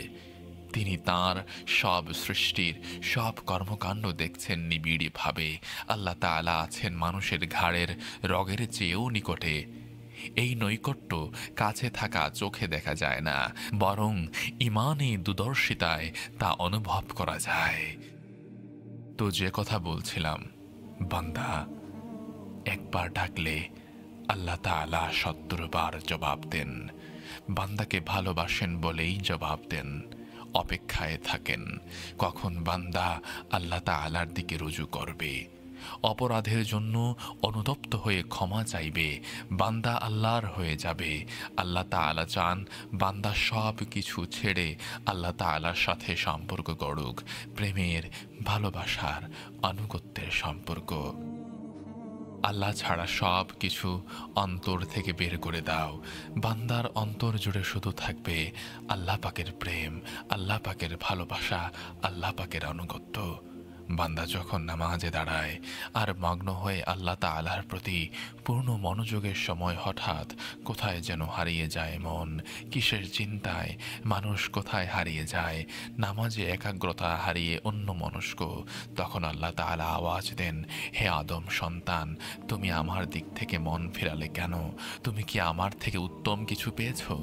আমার থেকে বেশি সৌন্দর্য কিছু পেয়েছো? তুমি আমার চেয়ে দয়ালু কি কাউকে পেয়েছ? বান্দা, বিশ্বাস করো, আমার চেয়ে বেশি সুন্দর, আমার চেয়ে বেশি ভালো আর কিছুই নেই। আল্লাহু আকবার কবীরা। দেখুন, স্বয়ং মহান রব্বুল আলামিন নিজে ডাকছেন বান্দাকে, অনুরোধ করছেন ফিরে আসতে। আমাদের কাছে আল্লাহ রাব্বুল আলামিনের কি ঠেকা, কি প্রয়োজন তার আমাদের কাছে, কি মূল্য আছে তার কাছে আমাদের, তবু আল্লাহ রাব্বুল আলামিন বান্দাকে ডাকতে থাকেন। তিনি প্রবল পরাক্রমশালী মহাশক্তিধর হয়েও বান্দাকে ডাকতে থাকেন পরম মমতায়। সেই রব যার এত মাহাত্ম্য ও পরাক্রম যে তিনি যখন হযরত জিব্রাইল আলাইহিস সালামের মতো এত বড় ফেরেশতাকে ডাকেন, হে জিব্রাইল, আসমানের উপর থেকে ৭ জমিনের নিচ পর্যন্ত দীর্ঘ ৬০০ পাখা বিশিষ্ট জিব্রাইল আলাইহিস সালাম, মাথা থেকে পায়ের আঙুল পর্যন্ত ১৪,৫০০ বছরের পথ তিনিও ভয়ে কাঁপতে থাকেন। আল্লাহ তাআলা যার সামনে আসমান ঝুঁকে আছে, তারকারাজি নুয়ে আছে, পাথরে রয়েছে সিজদায়, নত হয়ে আছে বিশাল উঁচু পাহাড়গুলো, সিজদা বনত আছে সমুদ্র, নদ নদী, খাল বিল, সাগর মহাসাগর, সিজদা বনত রয়েছে গাছপালা, এক একটি পাতা সিজদা করছে। তিনি রাহিম, তিনি রহমান, তিনি ওয়াহাব, রাজ্জাক, মালিকুল মুলক, জুল জালালি ওয়াল ইকরাম, আরহামার রাহিমিন, বড় বড় সব গুণের অধিকারী মহান রব্বুল আলামিন, যিনি কোনো কিছুর সাহায্য ছাড়া গোটা বিশ্ব জগৎকে সৃষ্টি করেছেন। এমন পবিত্র মহামান্বিত আল্লাহ আমাদের মতো দুর্বল মানুষকে কত মমতার সাথে ডাকছেন। আরে বান্দা, আমি তোর দিকে চেয়ে আছি, আর তুই কাকে দেখছিস? বান্দা, বান্দা, তুই আমার দিকে দেখ। তো ভাই, এমন আল্লাহকে পেতে নিজেকে নিঃশেষ করে দিতে হবে, এমন মহান মালিককে পেতে নিজেকে উজাড় করে দিতে হবে। আল্লাহ তাআলা চান সবার কাছ থেকে ফিরে এসে অন্য সব কিছুর মহাব্বত ছেড়ে শুধু আল্লাহ তাআলার দিকে ফিরে আসি। ভালোবাসা শুধু আল্লাহর জন্য, স্রেফ এক আল্লাহর হয়ে যায়, আর কারো নয়। তো ভাই, এখন আল্লাহ তাআলার সাথে বান্দার সম্পর্ক গড়ে ওঠার পথ কি, উপায় কি? সেটা হচ্ছে মুহাম্মদুর রাসূলুল্লাহ সাল্লাল্লাহু আলাইহি ওয়াসাল্লাম। রাসূলুল্লাহ সাল্লাল্লাহু আলাইহি ওয়াসাল্লাম হলেন আল্লাহ রাব্বুল আলামিনের সাথে সম্পর্ক গড়ার মাধ্যম। রাসূলুল্লাহ সাল্লাল্লাহু আলাইহি ওয়াসাল্লামের সাথে সম্পর্ক পাকা হলেই আল্লাহ তাআলার সাথে সম্পর্ক হয়ে যাবে। রাসূলুল্লাহ সাল্লাল্লাহু আলাইহি ওয়াসাল্লাম বলেছেন, আনা নাবিয়ুল আম্বিয়া, আমি নবীদেরও নবী। লিওয়াউল হামদু বিয়াদি ইয়াউমাল কিয়ামা, প্রশংসা পতাকা আমার হাতে থাকবে কিয়ামতের দিন। মাফাতিহুল জান্নাতি বিয়াদি ইয়াউমাল কিয়ামা, জান্নাতের চাবি আমার হাতে থাকবে কিয়ামতের দিন। এমন নবী ছিলেন আমাদের যে আল্লাহ তাআলার সাথে সম্পর্ক গড়বে, সে নবী সাল্লাল্লাহু আলাইহি ওয়াসাল্লামের তরিকায় নিজেকে গড়বে, নববী আদর্শে নিজের জীবনকে সাজাবে, তাহলে আল্লাহ তাআলার সাথে সম্পর্ক করা হবে। যে বা যারা এই পবিত্র আদর্শে জীবন গড়ল না, সে কুরাইশি হোক বা হামিশি হোক, সে ব্যর্থ। আবু লাহাব কুরাইশি, কিন্তু সে জাহান্নামী। আর হযরত বিলাল রাদিয়াল্লাহু তাআলা আনহু এর কথাই ধরুন, পিতার নাম পর্যন্ত ঠিক জানা যায় না, মোটা দীর্ঘ দেহ, কোকড়া চুল, কুচকুচে কালো গায়ের রং, রাসূলুল্লাহ সাল্লাল্লাহু আলাইহি ওয়াসাল্লামের তরিকায় এসে কত সম্মানই না পেলেন। মসজিদে নববীর মুয়াজ্জিন, রাসূলুল্লাহ সাল্লাল্লাহু আলাইহি ওয়াসাল্লামের প্রিয় সাহাবী। রাসূলুল্লাহ সাল্লাল্লাহু আলাইহি ওয়াসাল্লামের প্রিয় মুয়াজ্জিন, মুয়াজ্জিনের কি মূল্য আমরা জানি না, মূল্যায়নই করি না, মনে করি চাকর বা গোলাম। 2 টাকার মুয়াজ্জিন বলে তুচ্ছ তাচ্ছিল্য করে আমরা মুয়াজ্জিনদেরকে কদর করি না। আমরা তো জানি মেজর, ডাক্তার, ইঞ্জিনিয়ার আরও বড় বড় কর্তাদের মূল্য, মুয়াজ্জিনদের মূল্য আমরা জানি না। আমরা চিন্তা ভাবনা কেমন যেন পরিবর্তন হয়ে গেছে, অহংকার আমাদের চিন্তা চেতনা গ্রাস করে ফেলেছে। এটা বড় মূর্খতা। মুয়াজ্জিন সে যার দেহ কবরের মাটি খেতে পারে না। বড় বড় বাদশা, বড় বড় সম্রাট, মন্ত্রী, ক্ষমতাবানের দেহ কবর ছিন্ন ভিন্ন করে দেবে যদি ইমানের দৌলত না থাকে, যদি তৌবা না থাকে, আমল না থাকে। আর মুয়াজ্জিন, তাকে ছোঁয়া কবরের মাটির জন্য হারাম। কিয়ামতের দিন মুয়াজ্জিনের গর্দান সবচেয়ে উঁচু থাকবে। গোটা হাসরবাসী একসাথে তার উজ্জ্বল চেহারা দেখতে পাবে। এর উঁচুতে তারপর ঘোষণা হবে, মুয়াজ্জিন কোথায়, ইমামরা কোথায়, উলামারা কোথায়? আসবেন সবাই, উজ্জ্বল নুরানি চেহারাগুলো দেখা যাবে, তাদের বসানো হবে মতির মিম্বরে, তারপর হবে হিসাব নিকাশ। রাসূলুল্লাহ সাল্লাল্লাহু আলাইহি ওয়াসাল্লাম আজানের ফজিলত ও মুয়াজ্জিনের মর্যাদা বর্ণনা করেছিলেন। হযরত উমর ফারুক রাদিয়াল্লাহু তাআলা আনহু বলেন, আল্লাহর রাসূল, তাহলে তো দেখছি আজান দেওয়ার জন্য আমার উম্মত তরবারি নিয়ে একে অপরকে আঘাত করতে কুণ্ঠিত হবে না। রাসূলুল্লাহ সাল্লাল্লাহু আলাইহি সাল্লাম বললেন, তা কখনো নয় উমর। এমন একদিন আসবে যেদিন আমার উম্মত মুয়াজ্জিনদেরকে মূল্যায়ন করবে না। আজান দেওয়ার দায়িত্ব এমন লোকদের দিতে হবে যারা সমাজে অবহেলিত, অপমানিত, দুস্থ ও দুর্দশাগ্রস্ত। আল্লাহ তাআলা আমাদেরকে বোঝার তৌফিক দিন। আমাদের বোঝার শক্তি ও চিন্তাধারা পুরোপুরি পাল্টে গেছে। আলেমদের অসম্মান করি, ইমামদের চাকর মনে করি, ইমামকে শাসাই, খারাপ আচরণ করি, অথচ মহান রব্বুল আলামিনের দরবারে এদের কত সম্মান দেখুন। রাসূলুল্লাহ সাল্লাল্লাহু আলাইহি ওয়াসাল্লাম বলেছেন, জান্নাতে একটি ঝর্ণা আছে যার নাম রায়্যান। তার উপর একটি প্রাসাদ আছে, নাম মারজান, যাতে 70,000 সোনারূপার দরজা রয়েছে, যা হাফিজে কোরআনকে আল্লাহ তাআলা দান করবেন। তো ভাই, আজ হাসরের ময়দানে সব ডিগ্রিদারীরা পেছনে পড়ে রইল, আগে কে আছে? হাফেজে কোরআন, আলেম, মুয়াজ্জিন, ইমাম, কোরআনের জ্ঞান অন্বেষণকারী। বলছিলাম হযরত বিলাল রাদিয়াল্লাহু তাআলা আনহু এর কথা। তার মর্যাদা এমন স্তরে পৌঁছেছিল যে রাসূলুল্লাহ সাল্লাল্লাহু আলাইহি ওয়াসাল্লাম বলেন, হাসরের মাঠে আমার ডান পাশে উঠবে আবু বকর, বাম পাশে উঠবে উমর, আর আমার পায়ের দিক থেকে উঠবে বিলাল রাদিয়াল্লাহু তাআলা আনহু। সমস্ত মানুষ হাসরের মাঠে চলবে পায়ে হেঁটে, আর রাসূলুল্লাহ সাল্লাল্লাহু আলাইহি ওয়াসাল্লাম চলবেন বুরাকে চড়ে। হযরত বিলাল রাদিয়াল্লাহু তাআলা আনহু সাদা রঙের উঠে আগে এগিয়ে যাবেন। হাসরের মাঠে বিলাল রাদিয়াল্লাহু তাআলা আনহু আজান দিবেন। সমগ্র মানবজাতি আজানের আওয়াজ শুনতে পাবে। যখন আশহাদু আল্লা ইলাহা ইল্লাল্লাহ বলবেন, তখন সমগ্র হাসরবাসী বলবে, সাদাক্তা সাদাক্তা, সত্য বলছে সত্য বলছে। যখন বলবেন আশহাদু আন্না মুহাম্মাদুর রাসূলুল্লাহ, তখন হাসরবাসী বলবেন, সাদাক্তা সাদাক্তা। এই হচ্ছে আনুগত্যের পুরস্কার। এ হলো যারা সম্পর্ক করেছে আল্লাহ তাআলার সাথে, তাদের জন্য পুরস্কার, নসিহাত। আরে ভাই, আমরা তো আল্লাহ তাআলার সাথে সম্পর্কের স্বাদ জানি না, এর মাঝে কি আছে, কি শান্তি আর কি আনন্দ। যদি সম্পর্ক করতাম তো বুঝতাম কত অনাবিল সে শান্তি। চরম ভয়াবহতা, আল ফাজাউল আকবার, অর্থাৎ চরম ভয়াবহতা। সেদিন পুনরুত্থানের পর মানুষের অন্তরে সৃষ্টি হবে চরম ভয়াবহতা, ভীতি। তবে মুত্তাকিদের জন্য কোনো ভয়ের কারণ নেই, কারণ সেদিনের প্রস্তুতি তারা পূর্ব থেকেই নিয়েছিল। তাদের অন্তর আল্লাহ তাআলার সাক্ষাতে ব্যাকুল ছিল। তারা তাদের পালনকর্তার তরফ থেকে এক ভীতির ভয়ঙ্কর দিনের কথা স্মরণ করত, সংশোধন হয়ে চলত, সব রকমের অন্যায় কাজ থেকে নিজেকে বাঁচিয়ে রাখত, সবর করত দুনিয়ার লোভ লালসা থেকে। তারপর প্রতিদানের দিন মহান রাব্বুল আলামিন তাদেরকে সেদিনের সব বিপদ ও ভয়াবহতা থেকে রক্ষা করবেন। তাদেরকে দিবেন আনন্দ, সুসংবাদ, দান করবেন জান্নাতের অফুরন্ত নেয়ামত, সীমাহীন সুখ শান্তি। রাসূলুল্লাহ সাল্লাল্লাহু আলাইহি ওয়াসাল্লাম বলেন, আল্লাহ তাআলা বলেছেন, আমার মর্যাদার শপথ, অবশ্যই বান্দার ক্ষেত্রে আমি দুটি ভয় অথবা দুটি ভাবনা একত্রিত হতে দেব না। দুনিয়াতে যদি সে নির্ভয়ে ও সুখে শান্তিতে জীবন যাপন করে, তবে আখেরাতে আমি তাকে ভয় ও বিপদে রাখব। আর যদি সে দুনিয়াতে আমার ভয়ে জীবন যাপন করে, তবে আখেরাতে আমি তাকে নিরাপদে রাখব। একদিন প্রচণ্ড ভয় ও চরম উৎকণ্ঠার দিনে মুমিনদের অবস্থা হবে সম্পূর্ণ ভিন্ন। ফেরেশতাগণ সেদিন তাদেরকে সান্ত্বনা দিবেন, তাদেরকে সন্তুষ্ট রাখবেন।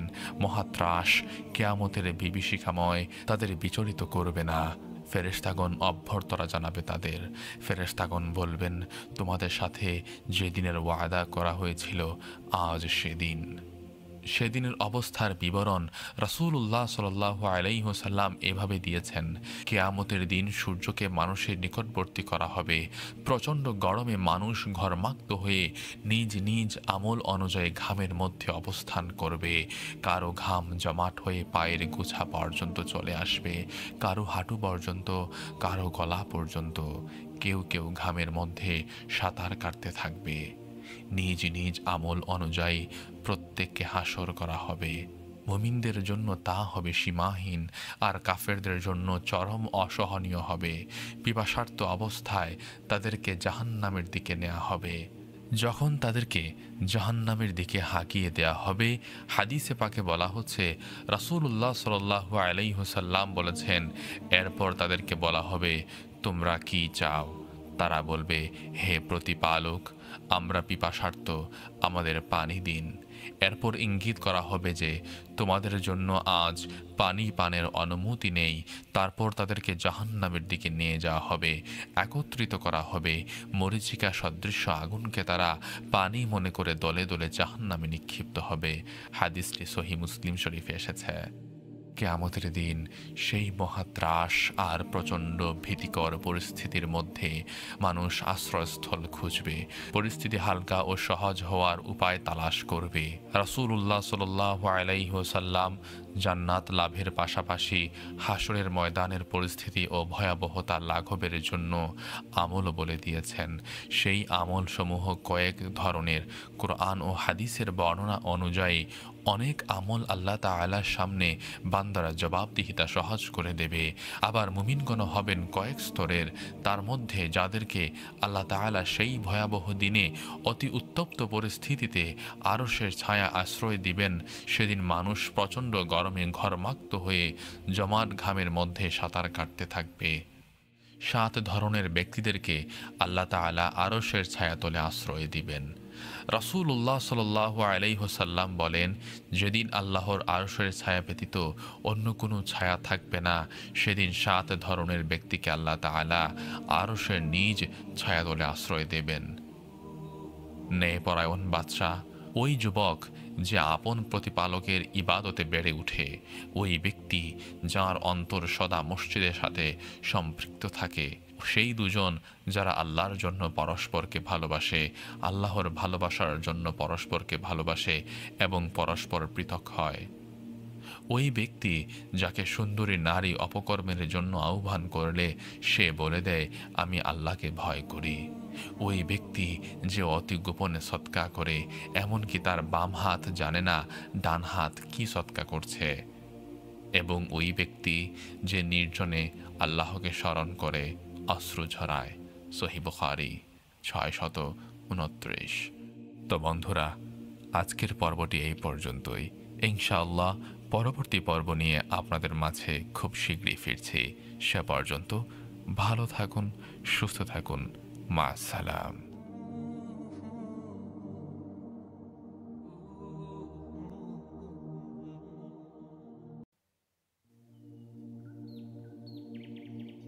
আসসালামু আলাইকুম রহমতুল্লাহি ওয়া বারাকাতুহু।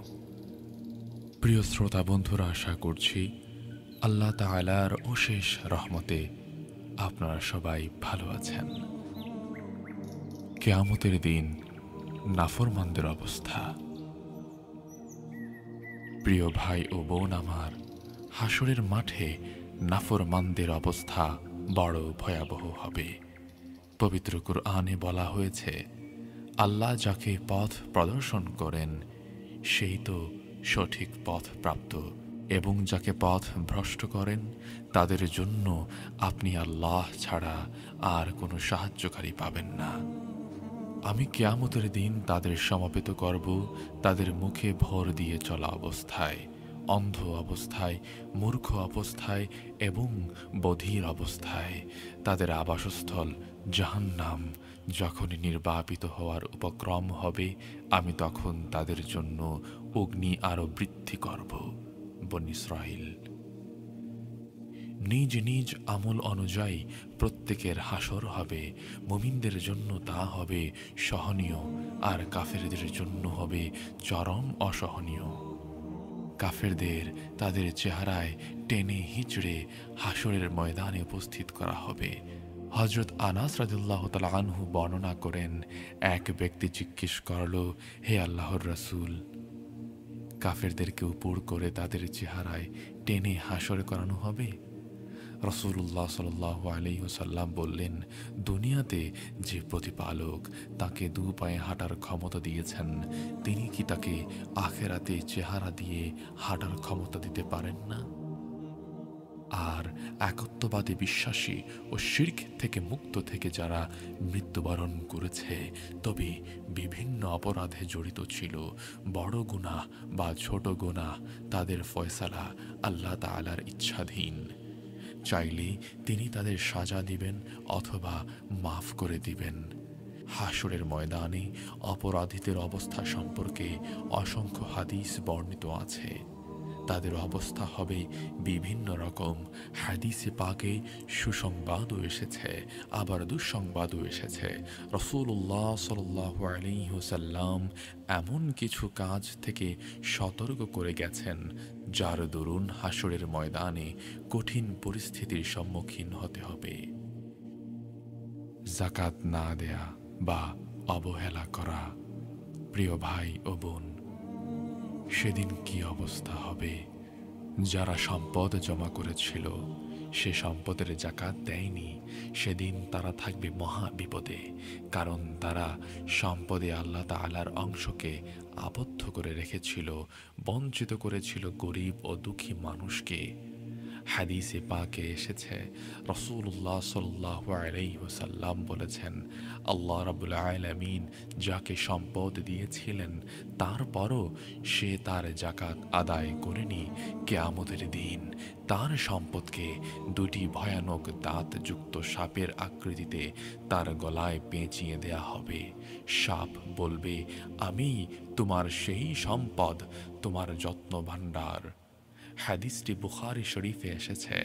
তারপর রাসূলুল্লাহ সাল্লাল্লাহু আলাইহি ওয়াসাল্লাম এই আয়াতে কারিমা তেলাওয়াত করলেন।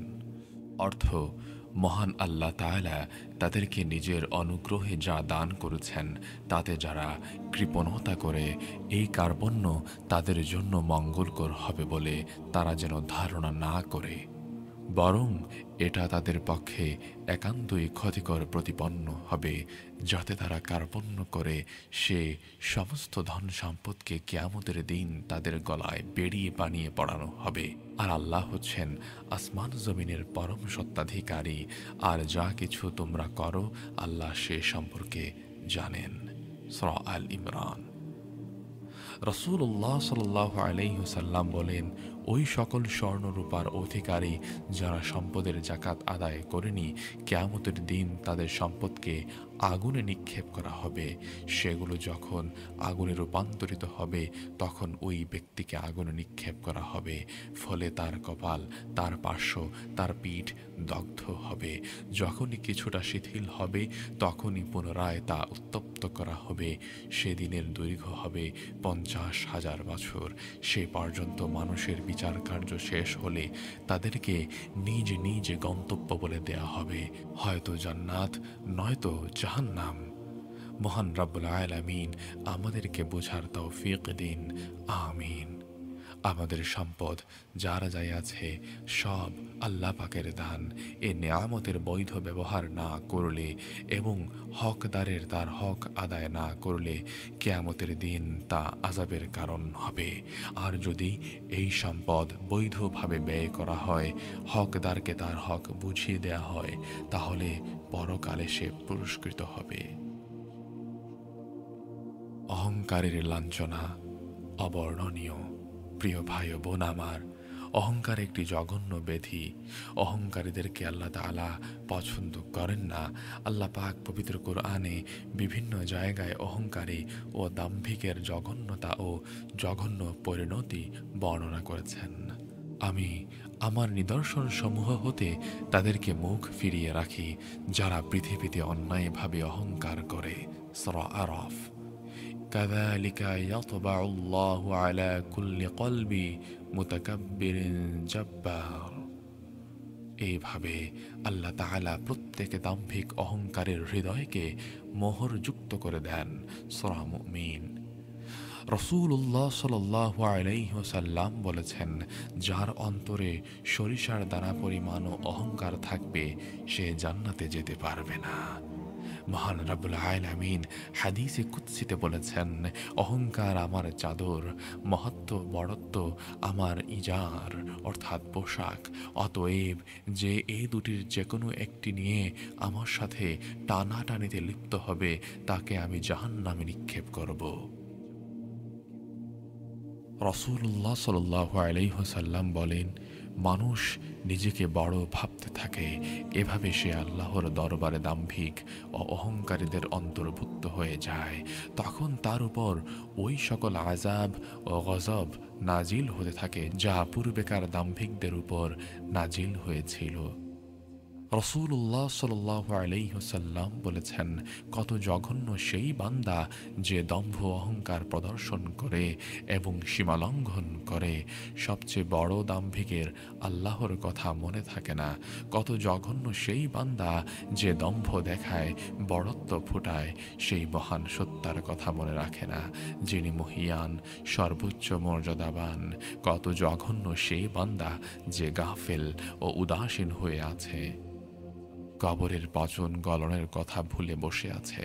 কত জঘন্য সেই বান্দা যে সীমা অতিক্রম করে, অন্যায় অবিচার করে, নিজের শুরু এবং শেষকে ভুলে থাকে।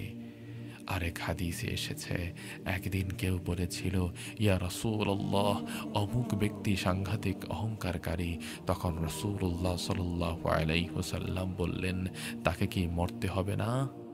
রাসূলুল্লাহ সাল্লাল্লাহু আলাইহি ওয়াসাল্লাম বললেন, জাহান্নামের মধ্য থেকে এমন একটি বিস্ময়কর গর্দান বের হবে যার শ্রবণ শক্তি সম্পন্ন দুটি কান থাকবে, প্রখর দৃষ্টি সম্পন্ন দুটি চোখ থাকবে এবং বাক শক্তি সম্পন্ন একটি জিহ্বা থাকবে। সে বলতে থাকবে, আমি 3 শ্রেণীর মানুষের আযাবের জন্য নিয়োজিত। 1, হঠকারী দাম্ভিক। 2, আল্লাহ তাআলার সাথে শিরককারী।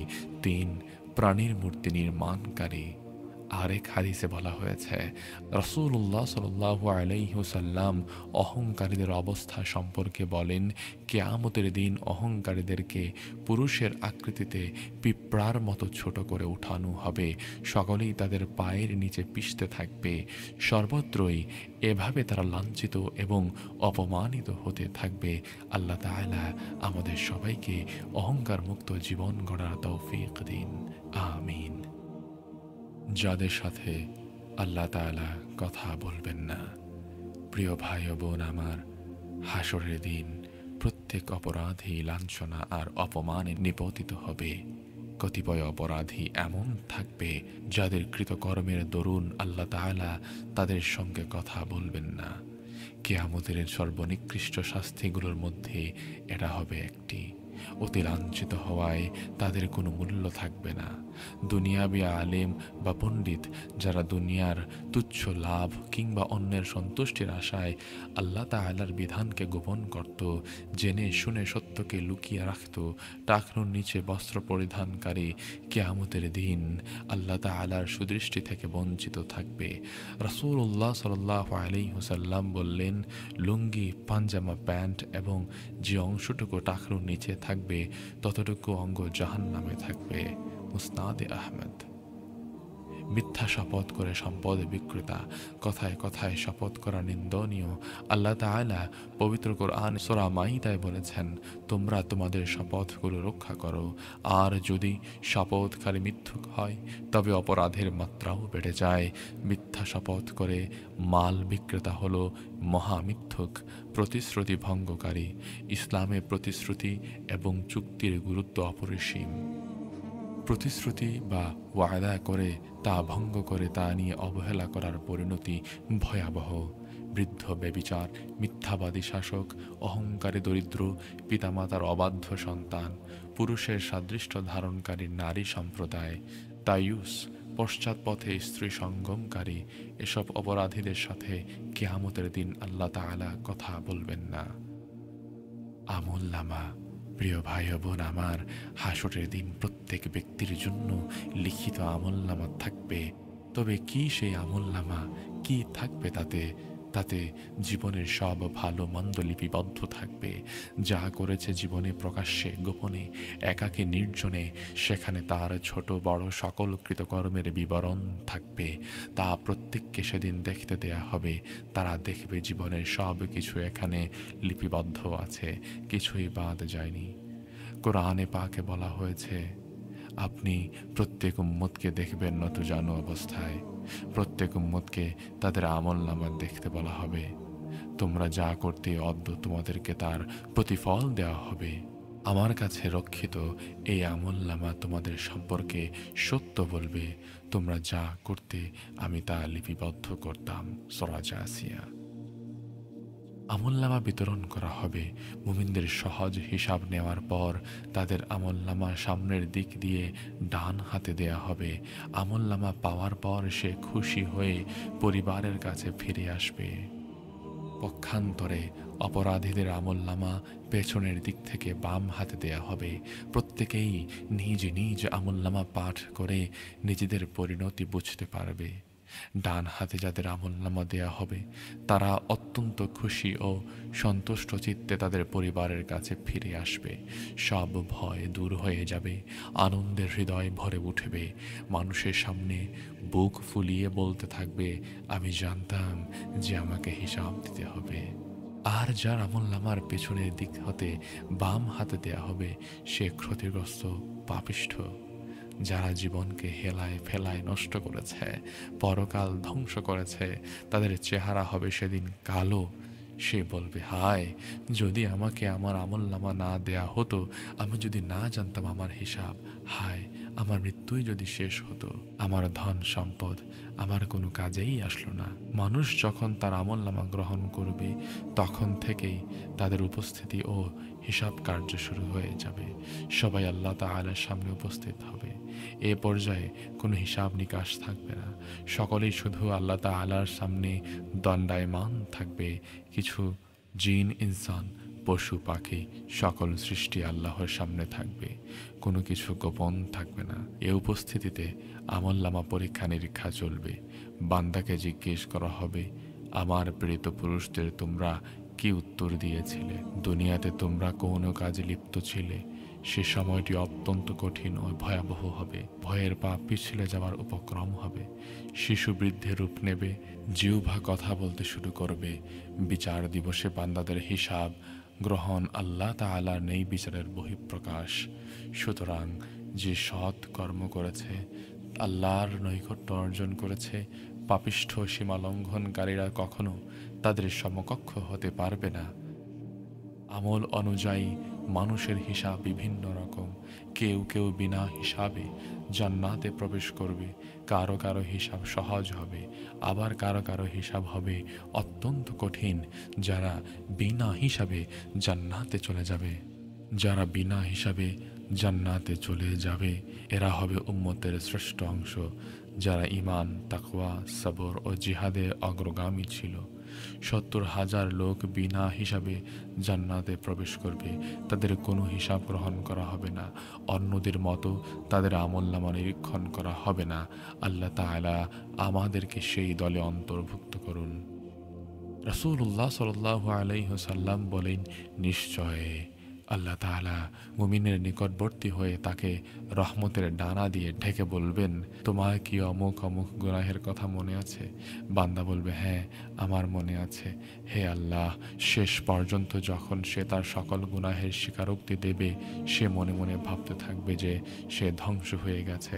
তখন আল্লাহ তাআলা বলবেন, দুনিয়াতে তোমার এই অপরাধগুলোর আমি গোপন রেখেছিলাম, আর আজ এগুলো ক্ষমা করে দিলাম। এরপর তাকে সৎকর্মের আমলনামা দেওয়া হবে।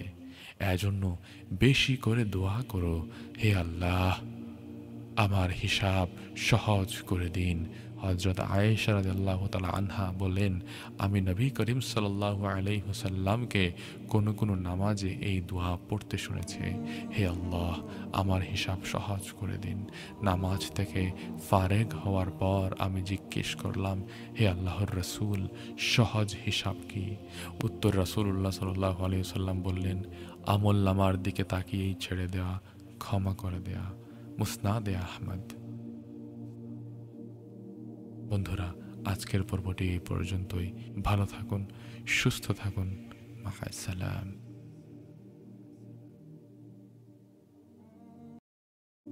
আসসালামু আলাইকুম রাহমাতুল্লাহি ওয়া বারাকাতুহু। প্রিয় শ্রোতা বন্ধুরা, আশা করছি আল্লাহ তাআলার অশেষ রহমতে আপনারা সবাই ভালো আছেন। সেদিন পালাবে কোথায় এর নবম পর্বে আপনাদের সবাইকে স্বাগতম।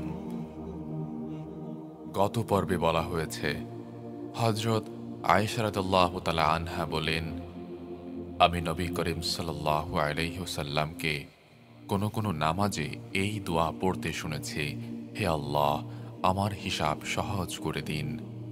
নামাজ থেকে ফারেক হওয়ার পর আমি জিজ্ঞেস করলাম, হে আল্লাহর রাসূল, সহজ হিসাব কি? উত্তরে রাসূলুল্লাহ সাল্লাল্লাহু আলাইহি ওয়াসাল্লাম বললেন, আমলনামার দিকে তাকিয়েই ছেড়ে দেয়া, ক্ষমা করে দেয়া। মুসনাদে আহমদ। কারো কারো হিসাব কঠিন হবে, এর মধ্যে কারো কারো হিসাব অত্যন্ত কঠিন হবে। কারো কারো নাফরমানি, অবাধ্যতার দরুন তাকে লাঞ্ছিত ও অপদস্থ করা হবে। সকল কাজ নিরীক্ষণ করা হবে। জানতে চাওয়া হবে, কেন নামাজ ছাড়লে বা নামাজে অবহেলা করলে? জাকাত দেওনি কেন?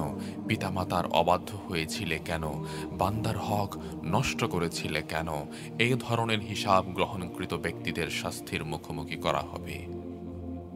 রাসূলুল্লাহ সাল্লাল্লাহু আলাইহি ওয়াসাল্লাম বলেন, কিয়ামতের দিন যাকেই হিসাবের সম্মুখীন করা হবে তাকেই শাস্তি দেয়া হবে। এ কথা শুনে হযরত আয়েশা রাদিয়াল্লাহু তাআলা আনহা বললেন, হে আল্লাহর রাসূল, আল্লাহ তাআলা তো কুরআনে বলেছেন, যাকে তার আমলনামা ডান হাতে দেয়া হবে তার হিসাব নিকাশ সহজ হয়ে যাবে। রাসূলুল্লাহ সাল্লাল্লাহু আলাইহি ওয়াসাল্লাম বলেন, এই আয়াতে যাকে সহজ হিসাব বলা হয়েছে সেটা প্রকৃতপক্ষে পরিপূর্ণ হিসাব নয়, কেবল আল্লাহর সামনে উপস্থিতি। যে ব্যক্তির কাছ থেকে তার কৃতকর্মের পুরোপুরি হিসাব নেওয়া হবে সে আযাব থেকে কিছুতেই রক্ষা পাবে না। গুনাহের আধিক্য, বড়ত্ব, স্থায়ী অভ্যাস, নিয়তে গড়মিল, এ সকল কারণে তাদের হিসাব দীর্ঘ এবং কঠিন করা হবে। রাসূলুল্লাহ সাল্লাল্লাহু আলাইহি ওয়াসাল্লাম বলেন, কিয়ামতের দিন সর্বপ্রথম যার হিসাব হবে সে হলো শহীদ। তাকে উপস্থিত করা হবে, তার উপর আল্লাহ তাআলার অনুগ্রহগুলো জানিয়ে দেয়া হবে। সকল অনুগ্রহ সে স্বীকার করে নেবে। আল্লাহ তাআলা বলবেন, এত সব অনুগ্রহ পেয়ে তুমি কি করেছ? সে বলবে, আমি আপনার জন্য যুদ্ধ করে শহীদ হয়েছি। আল্লাহ তাআলা বলবেন, তুমি মিথ্যা বলছো, বরং তুমি যুদ্ধ করেছ যেন তোমাকে বীর বলা হয়, আর সেটা তোমাকে দুনিয়াতে বলা হয়েছে। তারপর তাকে জাহান্নামে নিক্ষেপের আদেশ দেয়া হবে, তাকে জাহান্নামে নিক্ষেপ করা হবে। অপর ব্যক্তি যাকে আল্লাহ তাআলা সম্পদ দিয়েছিলেন, রিজিকের প্রশস্ততা দান করেছেন, তাকে উপস্থিত করা হবে। তার উপর আল্লাহ তাআলার অনুগ্রহগুলো জানিয়ে দেয়া হবে। সকল অনুগ্রহগুলো সে স্বীকার করে নেবে। আল্লাহ তাআলা বলবেন, এত সব নেয়ামত পেয়ে তুমি কি আমল করেছ? সে বলবে, যত পন্থায় আপনি দান করতে বলেছেন সকল পন্থায় আমি আপনার সন্তুষ্টির উদ্দেশ্যে দান করেছি। আল্লাহ তাআলা বলবেন, তুমি মিথ্যা বলছো, বরং তুমি এজন্য দান করেছ যেন তোমাকে দানবীর বলা হয়, আর দুনিয়াতে তোমাকে তা বলা হয়েছে। এরপর তাকে জাহান্নামে নিক্ষেপের আদেশ হলে টেনে হিঁচড়ে জাহান্নামে নিক্ষেপ করা হবে। প্রিয় ভাই ও বোন আমার, সেদিন ভয়াবহ সেই অবস্থায় সকল মাখলুকাত যখন সর্বশক্তিমান আল্লাহ তাআলার সামনে দাঁড়াবে, কঠিন সেই দৃশ্য, নগ্ন পায়ে হেঁটে চলবে, কোনো বাহন নেই, দেহে কোনো বস্ত্র থাকবে না, খৎনাবিহীন অবস্থায় ঠিক প্রথম যেভাবে এসেছিলে দুনিয়ায়। সে এক মহাত্রাসপূর্ণ সুদীর্ঘ একটি দিন 50,000 বছরের সমান। দুশ্চিন্তায় সেদিন সীমালঙ্ঘনকারী পাপিষ্ঠদের অন্তরাত্মা কেঁপে উঠবে, অহংকারীরা চরম লাঞ্ছনার শিকার হবে, অত্যাচারীরা ভীত সন্ত্রস্ত থাকবে। সবাই সেদিন মহাবিচারালয়ে দাঁড়াবে। কেয়ামতের দিন সেই বিচারালয়, সেদিন সূর্যকে অতি নিকটবর্তী করা হবে। আল্লাহর সামনে দাঁড়ানোর সেই পরিস্থিতি হবে চরম ভীতিকর। সেই বিচারালয়ে সকল অপরাধী উপস্থিত থাকবে, সকল সাক্ষীর সমাবেশ ঘটবে, অন্তরসমূহ প্রকম্পিত থাকবে, অজুহাত পেশ করার কোনো সুযোগ থাকবে না, আমলনামা উন্মুক্ত হবে, জিহ্বা সকল কৃতকর্মের স্বীকারোক্তি দেবে। মহান রাব্বুল আলামিন নেহি বিচারের অধিপতি, সেদিন কারো প্রতি বিন্দু মাত্র অবিচার করবেন না। আল্লাহ তাআলা বলেন, এরপর প্রত্যেকে পরিপূর্ণভাবে পাবে যা সে অর্জন করেছে, আর তাদের প্রতি কোনো অন্যায় করা হবে না। আরেক আয়াতে বলা হয়েছে, ওই দিনের ভয় করো যেদিন তোমরা আল্লাহর কাছে প্রত্যাবর্তিত হবে। এরপর প্রত্যেকেই তার কর্মের ফল পুরোপুরি পাবে এবং তাদের প্রতি কোনরূপ অবিচার করা হবে না। রাসূলুল্লাহ সাল্লাল্লাহু আলাইহি ওয়াসাল্লাম বলেন, আল্লাহ তাআলা বলেন, বান্দাগণ, নিশ্চয় অবিচারকে আমি নিজের জন্য হারাম করেছি, তোমাদের জন্য তা নিষিদ্ধ করেছি, সুতরাং তোমাদের পরস্পরের অবিচার করো না। হে আমার বান্দাগণ, তোমাদের প্রত্যেকেই পথ ভ্রষ্ট, তবে আমি পথ দেখাই, সুতরাং আমার কাছেই সঠিক পথ প্রার্থনা করো, অবশ্যই আমি তোমাদের পথ দেখাবো। আমি তোমাদের খাদ্য দান করি, আমার কাছেই খাদ্য প্রার্থনা করো, অবশ্যই আমি তোমাদের খাদ্য দেব। হে আমার বান্দাগণ, আমি বস্ত্র দান করি, সুতরাং আমার কাছেই বস্ত্র প্রার্থনা করো, আমি তোমাদেরকে বস্ত্র দেব। হে আমার বান্দাগণ, তোমরা রাত দিন অপরাধ করতে থাকলেও আমি তোমাদের সকল অপরাধ ক্ষমা করে দেব, সুতরাং আমার কাছে ক্ষমা প্রার্থনা করো, আমি অবশ্যই ক্ষমা করে দেব। হে আমার বান্দাগণ, কখনো তোমরা আমার কোনো ক্ষতি সাধন করতে পারবে না এবং কোনো উপকারও করতে পারবে না। হে আমার বান্দাগণ, পূর্ববর্তী ও পরবর্তী জিন ইনসান সকলেই যদি তোমাদের সর্বাধিক তাকওয়া বিশিষ্ট লোকদের মতো হয়ে যায়, তবে এর দ্বারা আমার রাজত্ব কিছুই বৃদ্ধি পাবে না। হে আমার বান্দাগণ, পূর্ববর্তী ও পরবর্তী জিন ইনসান সকলেই যদি তোমাদের অতি নিকৃষ্ট পাপিষ্ঠদের মতো হয়ে যাও, তবে এর দ্বারা আমার রাজত্বে বিন্দুমাত্র হ্রাস পাবে না। হে আমার বান্দাগণ, তোমাদের পূর্ববর্তী ও পরবর্তী সকলেই যদি একটি বিশাল সমতল ভূমিতে একত্রিত হয়ে আমার কাছে চাও, আর যদি আমি সকলের চাওয়া পূর্ণ করি, এর দ্বারা আমার বিন্দু মাত্র হ্রাস পাবে না।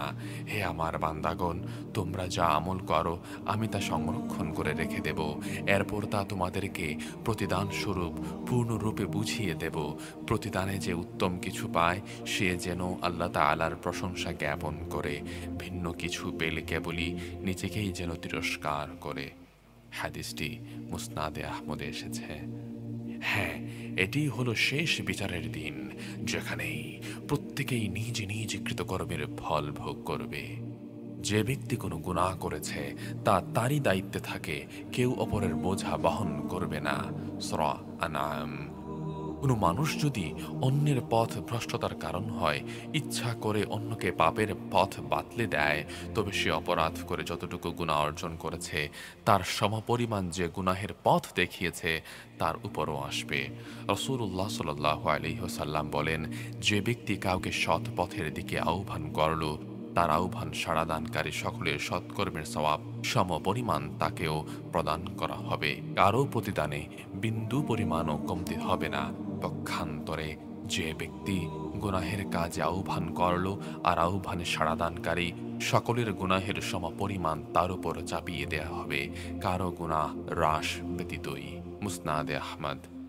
প্রিয় ভাই ও বোন আমার, কিয়ামতের দিন শেষ বিচারের ভয়াবহতা, সেই অবস্থায় আমরা যেন আরশের ছায়ায় স্থান পাই, আমাদের হিসাব যেন সহজ হয়, আমরা সেই চেষ্টা করি। আল্লাহ তাআলার সন্তুষ্টির পথ বেছে নেই, সৎ কর্মশীলদের কাতারে আল্লাহ আমাদের কবুল করুন, আমিন। শাফাআত। প্রিয় ভাই ও বোন আমার, কিয়ামতের সেই কঠিন দিনে মানুষ সুদীর্ঘকাল অপেক্ষা করবে, উত্তপ্ত সূর্যের নিচে দাঁড়িয়ে থাকবে, ভয়ে আতঙ্কে অন্তর শুকিয়ে যাবে, চরম ত্রাস সৃষ্টি হবে, সীমালঙ্ঘনকারীদের চোখ অশ্রু ঝরতে ঝরতে শুকিয়ে যাবে, তাদের সকল আশা নিরাশা পর্যবসিত হবে। নবীগণ পর্যন্ত ভীত সন্ত্রস্ত থাকবেন, ফেরেশতাগণ ভয়ে অস্থির থাকবেন। সেদিন মানুষ এই ভয়াবহ অবস্থা থেকে পরিত্রাণের জন্য সুপারিশকারী খুঁজবে। একাধিক হাদিসে সুপারিশের বিবরণ এসেছে। রাসূলুল্লাহ সাল্লাল্লাহু আলাইহি ওয়াসাল্লাম বলেন, নিশ্চয় আল্লাহ তাআলা পূর্ববর্তী ও পরবর্তী সকল সৃষ্টিকে একটি সমতল ভূমিতে একত্রিত করবেন। আল্লাহ তাআলার কথা সেদিন সকলেই একত্রে শুনতে পাবে। সকলকে আল্লাহ একসাথে দেখবেন। সূর্যকে সেদিন অতি নিকটবর্তী করা হবে। মানুষ সেদিন চরম ভীতিপ্রদ পরিস্থিতি এবং অতিশয় দুর্ভোগের শিকার হবে। অবস্থা যখন ভয়াবহ আকার ধারণ করবে, তখন তারা দ্রুত বিচার কার্য শুরুর প্রার্থনা করবে। একে অন্যকে বলতে থাকবে, তোমরা কি নিজের পরিস্থিতি লক্ষ্য করছো না? তোমরা কি চরম দুর্ভাগ্য সহ্য করছো না? কেন তোমরা প্রতিপালকের কাছে একজন সুপারিশকারী খুঁজে বেড়াচ্ছ না? তখন কেউ কেউ বলবে, চলো পিতা আদমের কাছে যাই। এরপর তারা হযরত আদম আলাইহিস সালামের কাছে এসে বলবে, হে পিতা, আপনি মানব জাতির পিতা। আল্লাহ তাআলা আপনাকে নিজ হাতে সৃষ্টি করেছেন, তারপর রূহ ফুঁকে দিয়েছেন, ফেরেশতাদের প্রতি আপনাকে সিজদা করার আদেশ করেছেন। সুতরাং আজ আপনি আমাদের সুপারিশ করুন। আপনি তো দেখছেন আমরা কি দুর্ভোগের মধ্যে আছি, কি ভয়াবহ পরিস্থিতিতে সময় অতিবাহিত করছি। উত্তরে হযরত আদম আলাইহিস সালাম বলবেন, নিশ্চয় প্রতিপালক আজ এমন রাগান্বিত হয়ে আছেন, অতীতে কখনো এমন রাগান্বিত হননি, ভবিষ্যতেও হবেন না। তিনি আমাকে একটি নির্দিষ্ট গাছের ফল খেতে নিষেধ করেছিলেন, কিন্তু আমি তার অবাধ্য হয়েছিলাম। হায় আমার কি হবে, হায় আমার কি উপায়? অন্যদের কাছে যাও। এরপর সবাই হযরত নূহ আলাইহিস সালামের কাছে গিয়ে বলবে, হে আল্লাহর নবী নূহ, আপনাকে আল্লাহ তাআলা কৃতজ্ঞ বান্দা হিসাবে আখ্যায়িত করেছেন। সুতরাং আপনি আল্লাহ তাআলার কাছে আমাদের জন্য সুপারিশ করুন। হযরত নূহ আলাইহিস সালাম বলবেন, নিশ্চয়ই আল্লাহ তাআলা আজ এমন রাগান্বিত হয়েছেন, অতীতে কখনো এমন রাগান্বিত হননি, ভবিষ্যতেও হবেন না। আমি তো আমার কওমের উপর বদদুয়া করেছিলাম, ফলে আল্লাহ তাদের ধ্বংস করে দিয়েছিলেন। হায় আমার কি উপায়, হায় আমার কি উপায়? যাও অন্যদের কাছে যাও। এরপর তারা হযরত ইব্রাহিম আলাইহিস সালামের কাছে এসে বলবে, হে খলিলুল্লাহ, আপনি তো আল্লাহর নবী, আপনি হলেন আল্লাহর বন্ধু। সুতরাং আপনি আল্লাহ তাআলার কাছে আমাদের জন্য সুপারিশ করুন। দেখছেনই তো আমাদের কি দুরবস্থা, কি দুর্ভোগে আমাদের সময় পার করছি। হযরত ইব্রাহিম আলাইহিস সালাম বলবেন, নিশ্চয় আল্লাহ তাআলা আজ এমন রাগান্বিত হয়েছেন, অতীতে কখনো এমন রাগান্বিত হননি, ভবিষ্যতেও হবেন না। হায় আমার কি উপায়, হায় আমার কি উপায়? তোমরা মূসা আলাইহিস সালামের কাছে যাও। এরপর তারা মূসা আলাইহিস সালামের কাছে যাবে, বলবে, হে মূসা, আপনি তো আল্লাহর রাসূল, রিসালাত দিয়ে আল্লাহ তাআলা আপনাকে সম্মানিত করেছেন। আপনি আল্লাহ তাআলার কাছে আমাদের জন্য সুপারিশ করুন। দেখছিনি তো আমরা কি দুরবস্থায় আছি, কি দুর্ভোগে আমাদের সময় কাটাচ্ছি। মূসা আলাইহিস সালাম বলবেন, নিশ্চয় আল্লাহ পাক আজ এমন রাগান্বিত হয়েছেন, অতীতে কখনো এমন রাগান্বিত হননি, ভবিষ্যতেও হবেন না। হায় আমার কি উপায়, হায়, আমার কি উপায়? তোমরা ঈসা আলাইহিস সালামের কাছে যাও। এরপর তারা হযরত ঈসা আলাইহিস সালামের কাছে এসে বলবে, হে ঈসা, আপনি আল্লাহর রাসূল। শিশুকালেই আপনি কথা বলেছেন। সুতরাং আপনি আল্লাহর কাছে আমাদের জন্য সুপারিশ করুন। দেখছিনি তো আমরা কি দুরবস্থায় আছি, কি দুর্ভোগে সময় কাটাচ্ছি। ঈসা আলাইহিস সালাম বলবেন, নিশ্চয় আল্লাহ তাআলা আজ এমন রাগান্বিত হয়ে আছেন, অতীতে কখনো এমন রাগান্বিত হননি, ভবিষ্যতেও হবেন না। তারপরে তিনি বলবেন, তোমরা বরং শেষ নবী হযরত মুহাম্মদুর রাসূলুল্লাহ সাল্লাল্লাহু আলাইহি ওয়াসাল্লামের কাছে যাও।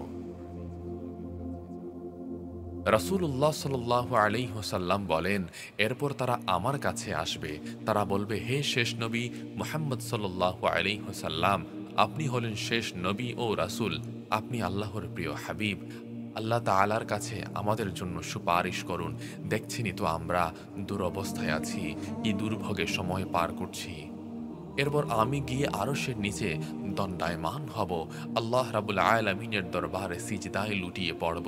তখন আল্লাহ রাব্বুল আলামিন আমার মনে তাঁর প্রশংসাসমূহ ঢেলে দিবেন, যা ইতিপূর্বে কারো জন্য উন্মোচন করেননি। এরপর বলা হবে, হে মুহাম্মদ, মাথা উঠান, প্রার্থনা করুন, আপনাকে দেয়া হবে, সুপারিশ করুন, গৃহীত হবে।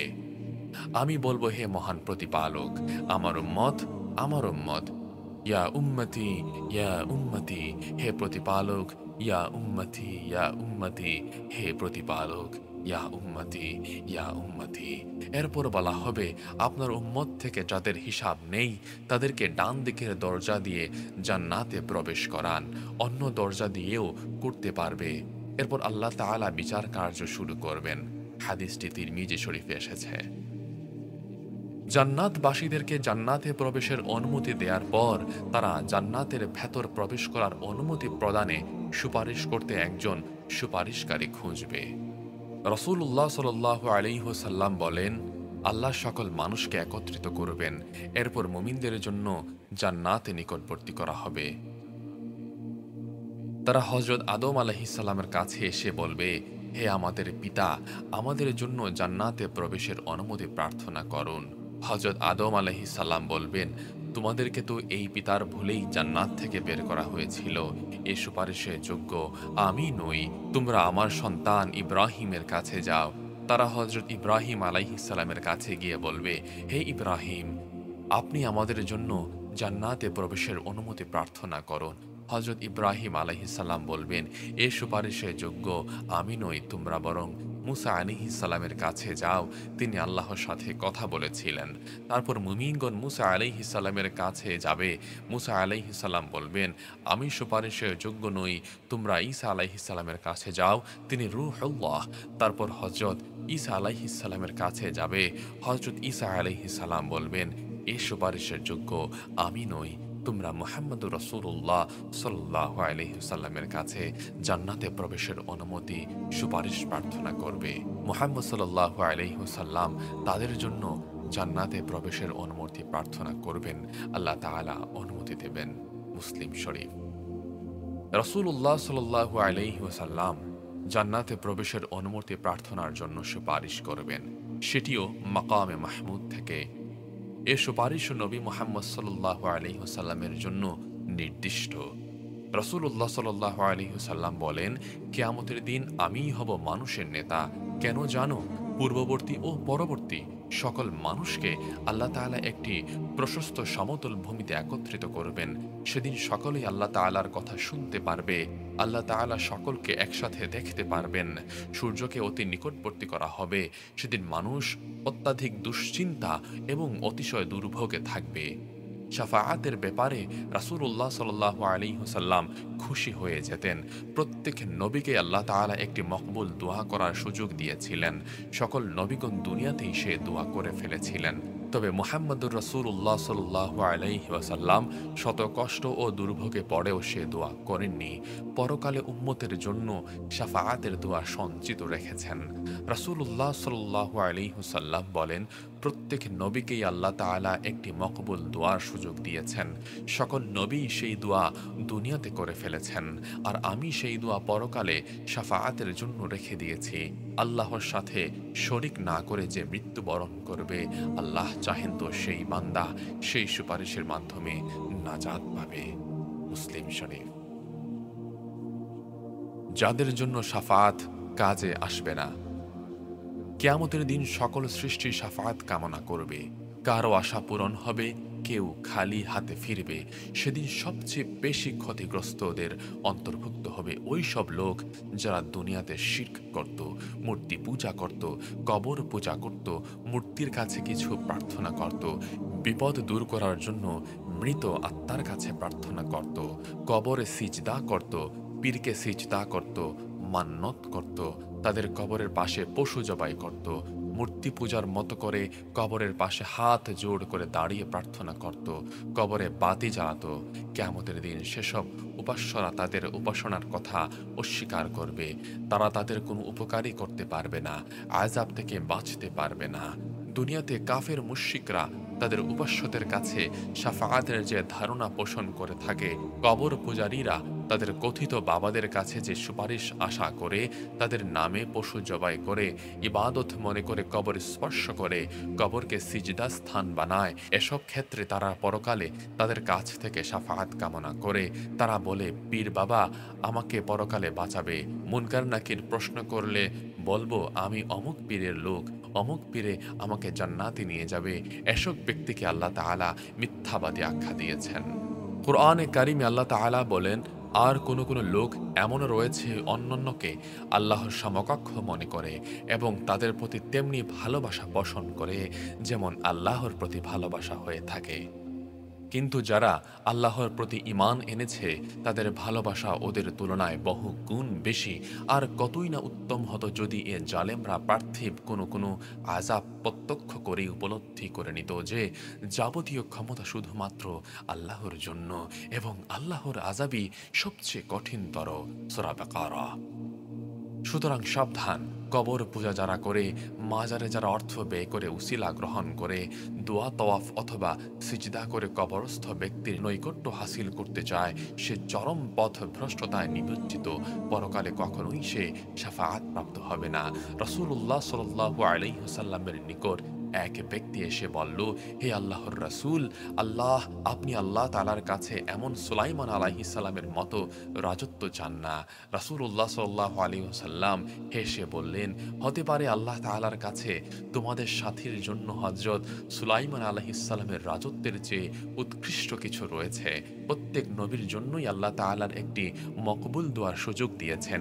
কেউ এ প্রার্থনা দুনিয়াতে করে তা অর্জন করেছেন, কেউ কওমের উপর বদদুয়া করেছেন, ফলে তাদের এ দোয়া কবুল হয়েছে। আমাকেও আল্লাহ তাআলা একটি সুযোগ দিয়েছেন, আর সেটি আমি কিয়ামতের ময়দানে আমার উম্মতের জন্য সুপারিশ হিসেবে রেখেছি। রাসূলুল্লাহ সাল্লাল্লাহু আলাইহি ওয়াসাল্লাম সাধারণ গুনাহগারদের জন্য সুপারিশ করবেন, তবে যদি তার গুনাহ কবিরা গুনাহের ঊর্ধ্বে হয়, শিরিক হয়, তবে কখনো তিনি সুপারিশ করবেন না। আল্লাহ তাআলা আমাদের সবাইকে সেই দিন কি হবে এই ভয়াবহ দিন থেকে আমাদের বাঁচিয়ে রাখেন, আমাদেরকে নাজাত দান করেন। তো বন্ধুরা, আজকের পর্বটি এই পর্যন্তই। ইনশাআল্লাহ পরবর্তী পর্ব খুব শীঘ্রই আসছে। সে পর্যন্ত পাশে থাকুন। মা'আস-সালাম।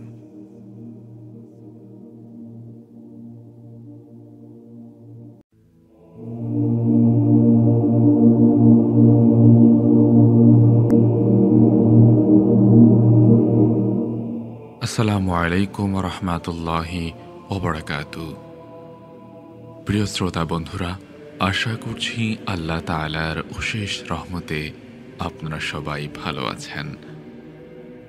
আল্লাহ তাআলার অনুগ্রহ, হাসরের মাঠে আল্লাহ তাআলার পক্ষ থেকে বান্দাদের জন্য চরম দয়ার বহিঃপ্রকাশ হলো যে তাদের জন্য আল্লাহ তাআলা ক্রোধ ও শাস্তি প্রদানের পূর্বে দয়া ও সহনশীলতার আচরণ করবেন।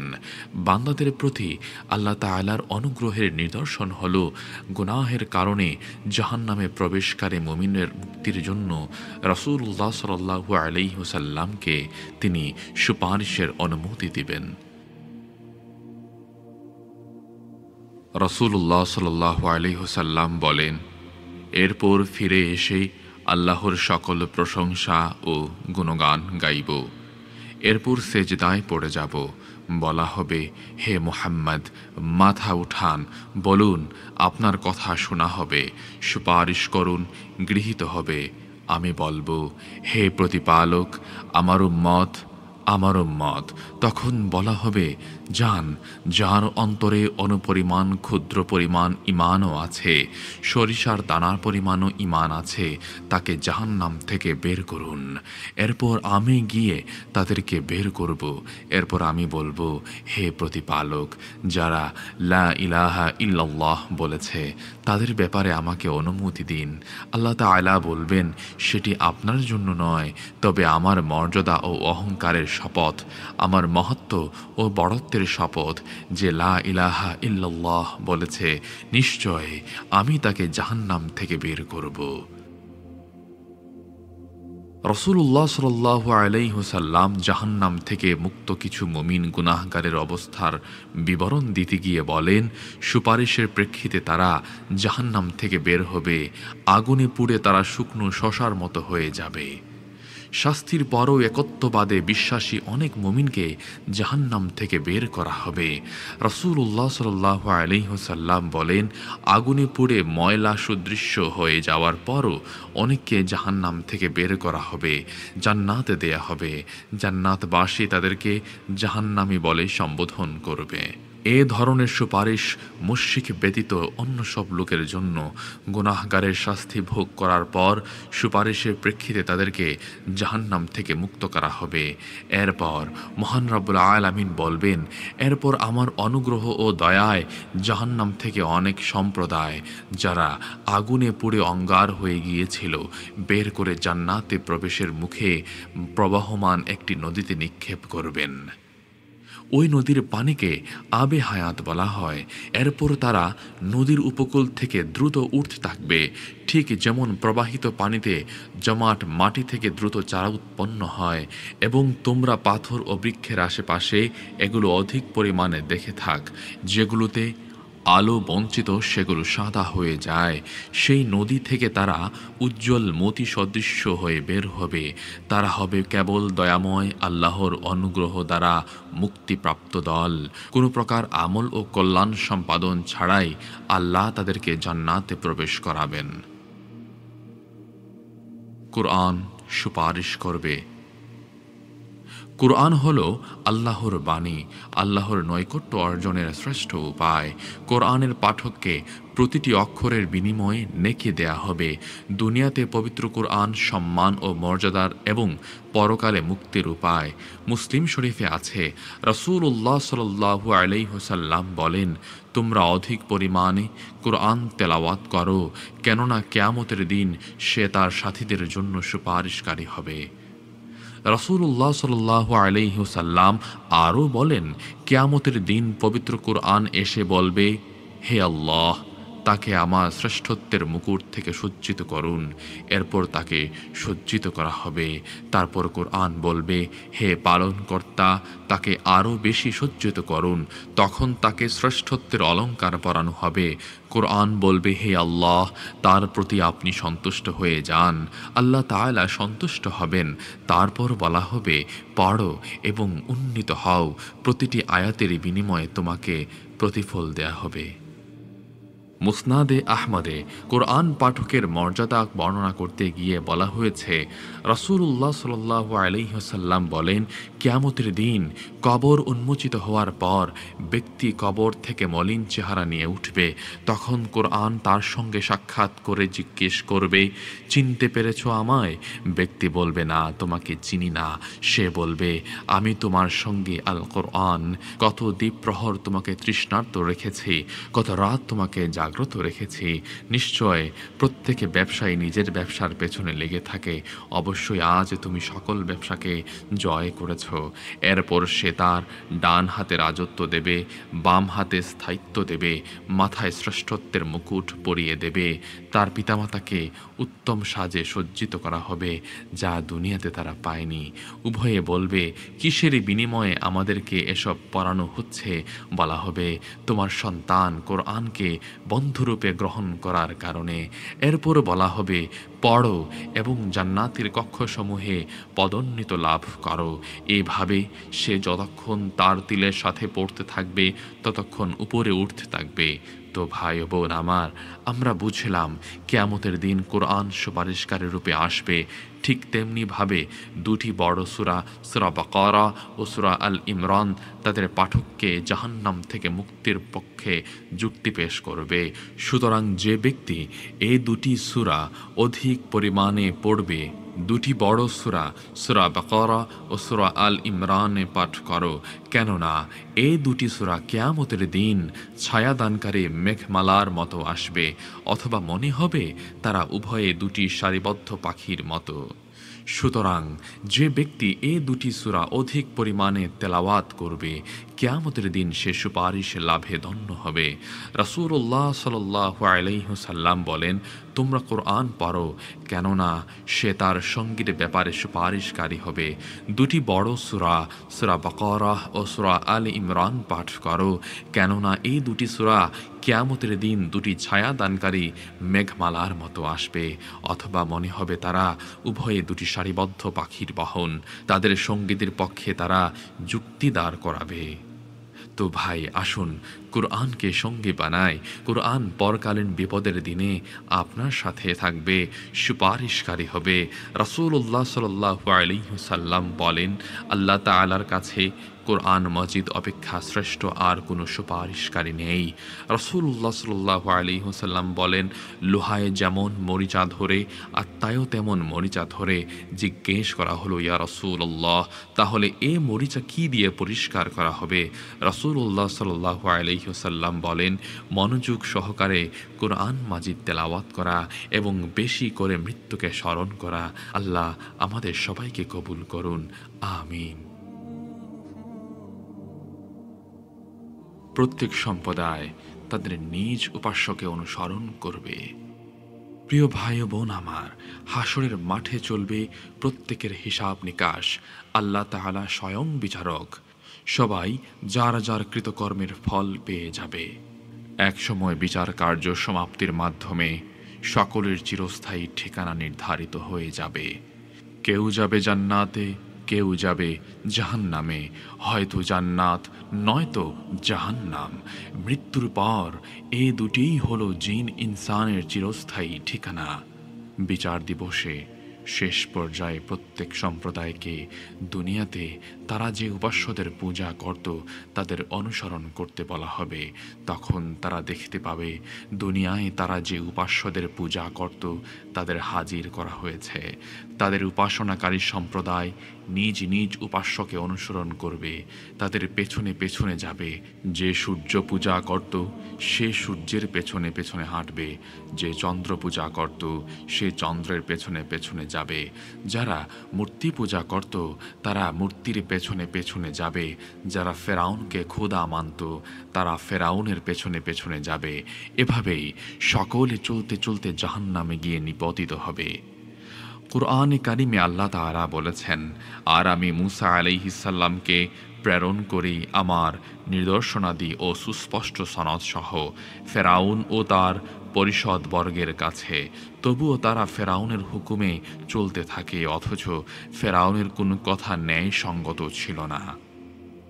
কিয়ামতের দিন সে তার জাতির লোকদের আগে আগে চলতে থাকবে এবং তাদের জাহান্নামের আগুনে পৌঁছে দেবে, আর সেটা অতীব নিকৃষ্ট স্থান যেখানে তারা পৌঁছেছে। আর এ জগতেও তাদের পেছনে লানত রয়েছে এবং কিয়ামতের দিনও অত্যন্ত জঘন্য প্রতিফল যা তারা পেয়েছে। আরেক আয়াতে বলা হয়েছে, আল্লাহ তাআলা বলেন, আমি কিন্তু তাদের প্রতি জুলুম করি নাই, বরং তারা নিজেরাই নিজের উপর অবিচার করল। ফলে আল্লাহকে বাদ দিয়ে তারা যেসব মাবুদকে ডাকত, আপনার পালনকর্তার হুকুম যখন এসে পড়ল তখন কেউ কোনো কাজে আসলো না, তারা শুধু বিপর্যয়ই বৃদ্ধি করল। এরপর মুমিন ও আহলে কিতাব ইহুদি খ্রিস্টান ছাড়া কেউ অবশিষ্ট থাকবে না। এ ব্যাপারে রাসূলুল্লাহ সাল্লাল্লাহু আলাইহি ওয়াসাল্লাম পরিষ্কার বিবরণ দিয়েছেন। রাসূলুল্লাহ সাল্লাল্লাহু আলাইহি ওয়াসাল্লাম বলেন, কিয়ামতের দিন এক ঘোষক প্রত্যেক সম্প্রদায়কে নিজ নিজ উপাস্যের অনুসরণ করতে ঘোষণা করবে। তখন ইহুদিদেরকে ডেকে বলা হবে, তোমরা কিসের উপাসনা করতে? তারা বলবে, আমরা আল্লাহর সন্তান উজাইরের উপাসনা করতাম। বলা হবে, তোমরা মিথ্যা বলছ, আল্লাহর কোনো স্ত্রী সন্তান নেই। এখন তোমরা কি চাও? বলবে, হে প্রতিপালক, আমরা খুবই তৃষ্ণার্ত, আমাদেরকে পানি দিন। এরপর তাদের ইঙ্গিত করে বলা হবে, তোমাদেরকে আজ পরিতৃপ্তি করা হবে না। এরপর তাদের জাহান্নামের দিকে একত্রিত করা হবে। এরপর তারা জাহান্নামে নিপতিত হবে। আল্লাহ ছাড়া অন্য কোনো উপাস্যদের উপাসনাকারী সকল সম্প্রদায় তাদের উপাস্যদের অনুসরণ করে জাহান্নামে গিয়ে নিপতিত হবে। শেষ পর্যন্ত সৎ ও পাপিষ্ঠদের মধ্যে আল্লাহর ইবাদতকারী ও আহলে কিতাবরা অবশিষ্ট থাকবে। এরপর খ্রিস্টানদেরকে ডেকে বলা হবে, তোমরা কিসের উপাসনা করতে? তারা বলবে, আমরা আল্লাহর পুত্র মাসিহের উপাসনা করতাম। তাদেরকে বলা হবে, তোমরা মিথ্যা বলছ, আল্লাহর কোনো স্ত্রী সন্তান গ্রহণ করেননি। এখন তোমরা কি চাও? তারা বলবে, আমরা খুব পিপাসার্ত, আমাদের পানি দিন। এরপর তাদেরকে ইঙ্গিত করে বলা হবে, তোমাদেরকে আজ পরিতৃপ্ত করা হবে না। এরপর তাদেরকে জাহান্নামের দিকে একত্রিত করা হবে। মনে হবে তারা মরীচিকা সদৃশ্য একে অন্যের সাথে মিশে গেছে। তারপর তারাও জাহান্নামে নিক্ষিপ্ত হবে। শেষ পর্যন্ত যখন সৎ ও পাপিষ্ঠদের মধ্যে কেবল আল্লাহর উপাসনাকারীগণ অবশিষ্ট থাকবে, তখন আল্লাহ রাব্বুল আলামিন তাদেরকে বলবেন, তোমরা এখন কিসের অপেক্ষা করছো? সবাই তো নিজ নিজ উপাস্যদের পেছনে পেছনে চলে গেছে। তখন তারা বলবে, হে আমাদের প্রতিপালক, দুনিয়াতে আমরা আপনার সন্তুষ্টির উদ্দেশ্যে পরিবারকে অতি দরিদ্রতায় রেখে চলে এসেছিলাম, তাদেরকে সময় দিতে পারিনি। এরপর আল্লাহ রাব্বুল আলামিনের আপন জ্যোতি প্রকাশ হবে। আল্লাহ রাব্বুল আলামিনের জ্যোতি দেখে সবাই সিজদায় পড়ে যাবে। এরপর দুনিয়াতে যারা কেবল আল্লাহর সন্তুষ্টির উদ্দেশ্যে নামাজ আদায় করত, তাদেরকে আল্লাহ তাআলা সেজদার শক্তি দিবেন। আর যারা লোক দেখানো নামাজ আদায় করত, তাদের পিঠকে শক্ত ও কঠিন করে দিবেন। ফলে তারা যখন সিজদা করতে যাবে, উপুড় হয়ে যাবে। এরপর সেজদাকারীগণ মাথা উঠাবে, দেখবে প্রতিপালক স্বরূপে ফিরে গেছেন। আল্লাহ বলবেন, আমি তোমাদের প্রতিপালক। সকলেই বলবে, হ্যাঁ, আপনি আমাদের প্রতিপালক। এরপর স্থাপন করা হবে পুলসিরাত, যা জাহান্নামের উপর স্থাপিত হবে। সাহাবায়ে কেরামগণ জিজ্ঞেস করলেন, হে আল্লাহ রাসূল, পুলসিরাত কি? রাসূলুল্লাহ সাল্লাল্লাহু আলাইহি ওয়াসাল্লাম বললেন, অতি পিচ্ছিল পথ, যাতে বাঁকা পেরেক, ধারালো লোহা এবং সাদান নামক এক জাতীয় কাঁটা বিছানো থাকবে। মুমিনগণ কেউ তার উপর দিয়ে চোখের পলকে, কেউ বিদ্যুৎ গতিতে, কেউ পাখির মতো উড়ন্ত গতিতে, কেউ দ্রুতগামী অশ্ব বা বাহনের গতিতে পার হয়ে যাবে। আবার কেউ ক্ষত বিক্ষত দেহ নিয়ে আহত অবস্থায় কোনো রকমে পার হবে। আবার কেউ চলতে না পেয়ে জাহান্নামে পতিত হবে। পুলসিরাতে ওঠার পূর্বে এই হবে মানুষের অবস্থা। তখন হাসরের ময়দানে মুমিন মুসলমান ছাড়া কেউ থাকবে না। তাদের মধ্যে কেউ থাকবে পাপী, কেউ খাঁটি মুমিন। কি সেই পুলসিরাত! প্রিয় ভাই ও বোন আমার, কিয়ামতের দিনের প্রেক্ষাপটগুলোর মধ্যে অন্যতম হল পুলসিরাত অতিক্রম। সে এক বিপজ্জনক সেতু, যার দৃশ্য বড়ই ভীতিপ্রদ। দুনিয়াতে যেসব মুমিন ইমানের উপর অবিচল ছিল, তাদের জন্য পুলসিরাত পার হওয়া সহজ হবে। আর যারা সত্য ও ন্যায়কে অস্বীকার করেছিল, সেসব ক্ষতিগ্রস্তদের পদস্খলন ঘটানো হবে। সে এক কঠিন পরীক্ষা। যে মুক্তি পেয়ে যাবে সে সফল, আর যে আটকে যাবে সে মহা দুর্ভাগা। পুলসিরাত জাহান্নামের উপরিভাগে স্থাপিত দীর্ঘ সেতু, যা সকলকে অতিক্রম করতে হবে। সে এক দীর্ঘ সেতু যা তরবারের চেয়ে ধারালো, চুলের চেয়ে চিকন, যাতে সাদান নামক একটা কাঁটা বিছানো থাকবে। বর্ষির ন্যায় ধারালো চিকন লোহা তাতে প্রতীত থাকবে। রাসূলুল্লাহ সাল্লাল্লাহু আলাইহি ওয়াসাল্লাম বলেছেন, এরপরে জাহান্নামের মধ্যে উপরিভাগে সেতু স্থাপন হবে। জিজ্ঞেস করা হবে, হে আল্লাহর রাসূল, সেতু কি? রাসূলুল্লাহ সাল্লাল্লাহু আলাইহি ওয়াসাল্লাম বলবেন, অতি পিচ্ছিল পথ, যাতে বাঁকা মাথা বিশিষ্ট প্যারেক, ধারালো লোহা এবং নজদ এলাকার সাদান নামক একটা কাঁটা বেছানো থাকবে। আমুল্লামা বিতরণ, কৃতকর্মের পরিমাপ, কতিপয় সুপারিশ সম্পাদন, হাউজে অবতরণ, হিসাব এবং মানুষের বিচার কার্য সমাপ্ত হওয়ার পর সিরাত স্থাপন করা হবে। মুশরিকরা সিরাত অতিক্রম করবে না, কারণ হাসরের ময়দানে মানুষ বিভিন্ন দলে বিভক্ত থাকবে। প্রথম দল যারা নিষ্ঠাবান মুমিন, যারা আল্লাহর ইবাদত করেছে, আল্লাহর সাথে কাউকে শরিক করেনি। দ্বিতীয় দল মুনাফিক, তৃতীয় দল কাফের মুশরিক, যারা আল্লাহর সাথে অংশীদার সাব্যস্ত করেছিল। কাফের মুশরিকরা পুলসিরাত অতিক্রম করবে না। পুলসিরাত স্থাপনের পূর্বেই তারা জাহান্নামে নিক্ষিপ্ত হবে। আর যাদের মুমিন মুসলমান বলা হতো, একবার হলেও যারা কালেম উচ্চারণ করে আল্লাহর প্রতি বিশ্বাস স্থাপন করেছে, কেবল তারাই পুলসিরাতে উঠবে। আর মুনাফিকরা, একত্ববাদে বিশ্বাসী নবী রাসূলদের অনুসারীরা দাঁড়িয়ে যাবে। তাদের ভেতর গুনাহগার ও মুনাফিকরাও থাকবে। পুলসিরাতে উঠার পূর্বে গাঢ় অন্ধকারে ছেয়ে যাবে। এরই মধ্যে ঈমান ও সৎকর্ম অনুপাতে প্রত্যেকের মাঝে নূর বিতরণ করা হবে। ঈমান ও সৎকর্মশীলগণ সেই নূরের আলোতে পুলসিরাত পার হয়ে যাবে, আর মুনাফিকরা পড়ে যাবে অন্ধকারে। এখানেই মুনাফিকরা ঈমানদার থেকে পৃথক হয়ে যাবে। তারা পেছনে পড়ে থাকবে, মুমিনগণ আগে চলে যাবে। তাদের মাঝে প্রাচীর দাঁড় করিয়ে দেয়া হবে, ফলে তারা মুমিনদের সাথে মিলিত হতে পারবে না। আল্লাহ তাআলা কোরআনে পাকে বলেছেন, যেদিন কপট বিশ্বাসী পুরুষ ও কপট বিশ্বাসী নারীরা মুমিনদেরকে বলবে, তোমরা আমাদের জন্য অপেক্ষা করো, আমরা কিছু আলো নেব তোমাদের জ্যোতি থেকে। বলা হবে, তোমরা পেছনে ফিরে যাও এবং আলোর খোঁজ করো। এরপর উভয় দলের মাঝে দাঁড় করা হবে একটি প্রাচীর, যার একটি দরজা হবে। তার অভ্যন্তরে থাকবে রহমত এবং বাইরে থাকবে আযাব। কুরআন সুন্নাহর অনুসারী মুমিনদেরকে কিয়ামতের দিন জ্যোতি দেয়া হবে, যা সেই মহা অন্ধকারে তাদের জন্য আলো হিসাবে কাজ দিবে এবং পুলসিরাতে পদস্খলন হতে তাদের রক্ষা করবে।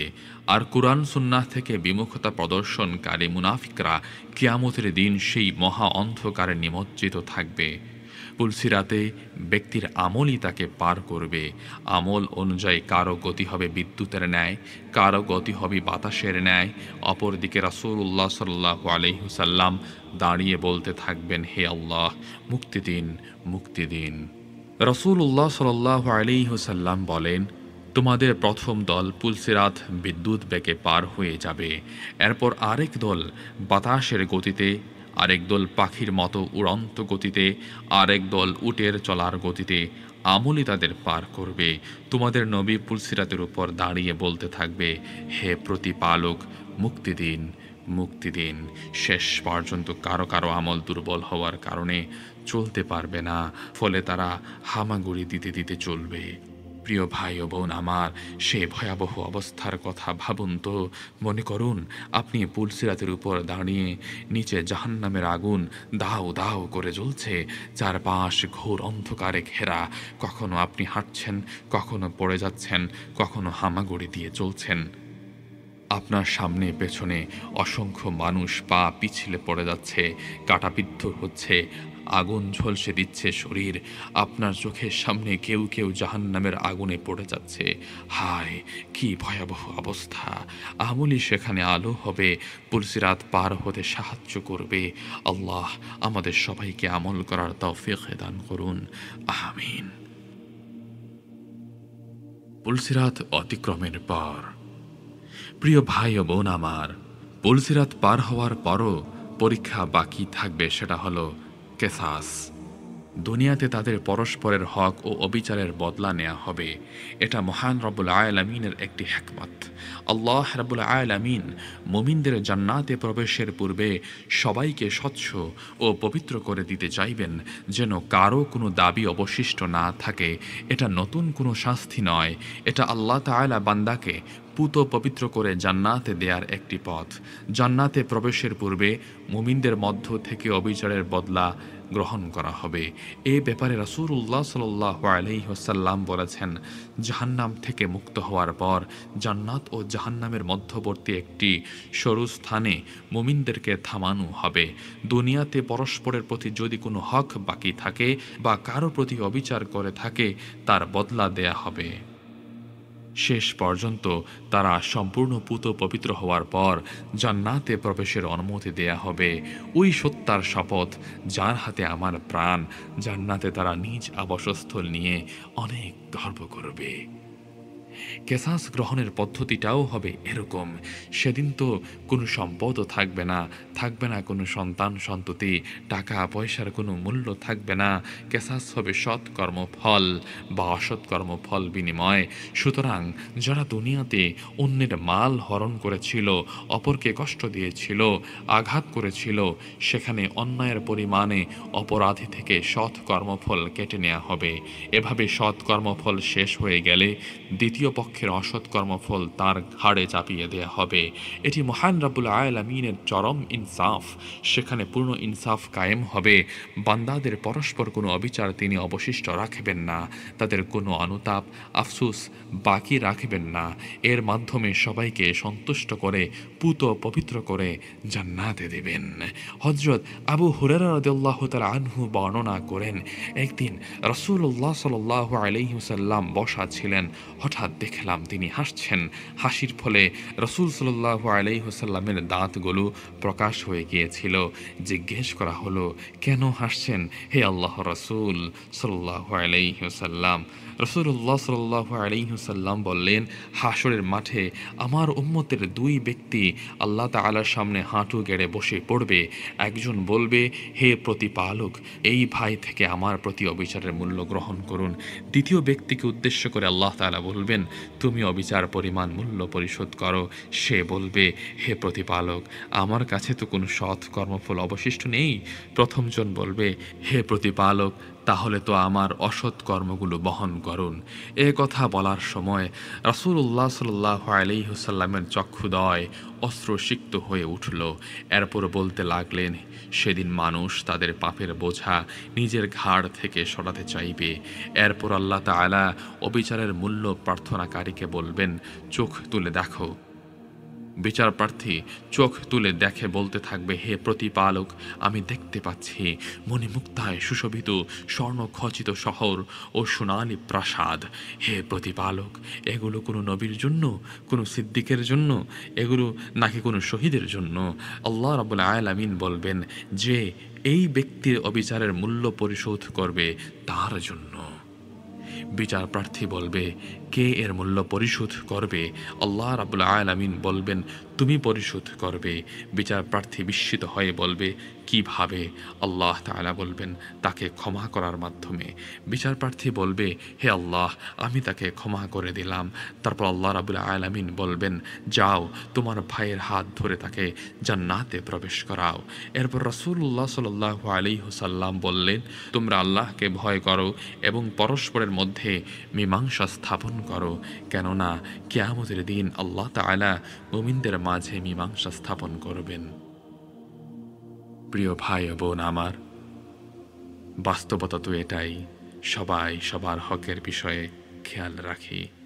একত্ববাদে দাবি এটা, নিজেকে যত ঝামেলা মুক্ত করে পরকালের পথে যাত্রা করা যায় ততই কল্যাণ। আল্লাহ আমাদের সবাইকে খাঁটি বান্দা হিসাবে কবুল করুন, আমিন।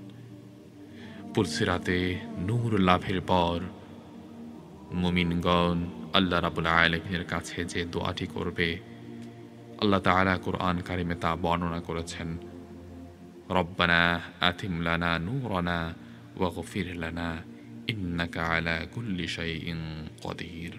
হে আমার পালনকর্তা, আমাদের নূরকে পূর্ণ করে দিন এবং আমাদের ক্ষমা করে দিন। নিশ্চয়ই আপনি সব কিছুর উপর সর্বশক্তিমান। সূরা আত-তাহরীম। তো বন্ধুরা, আজকের এই 10ম পর্ব এই পর্যন্তই। আশা করছি আপনাদের সবাই ভালো লেগেছে। ইনশাআল্লাহ কমেন্ট করে জানিয়ে দিবেন আপনাদের কেমন লেগেছে। পরবর্তী পর্বটি খুব শীঘ্রই আসছে। সে পর্যন্ত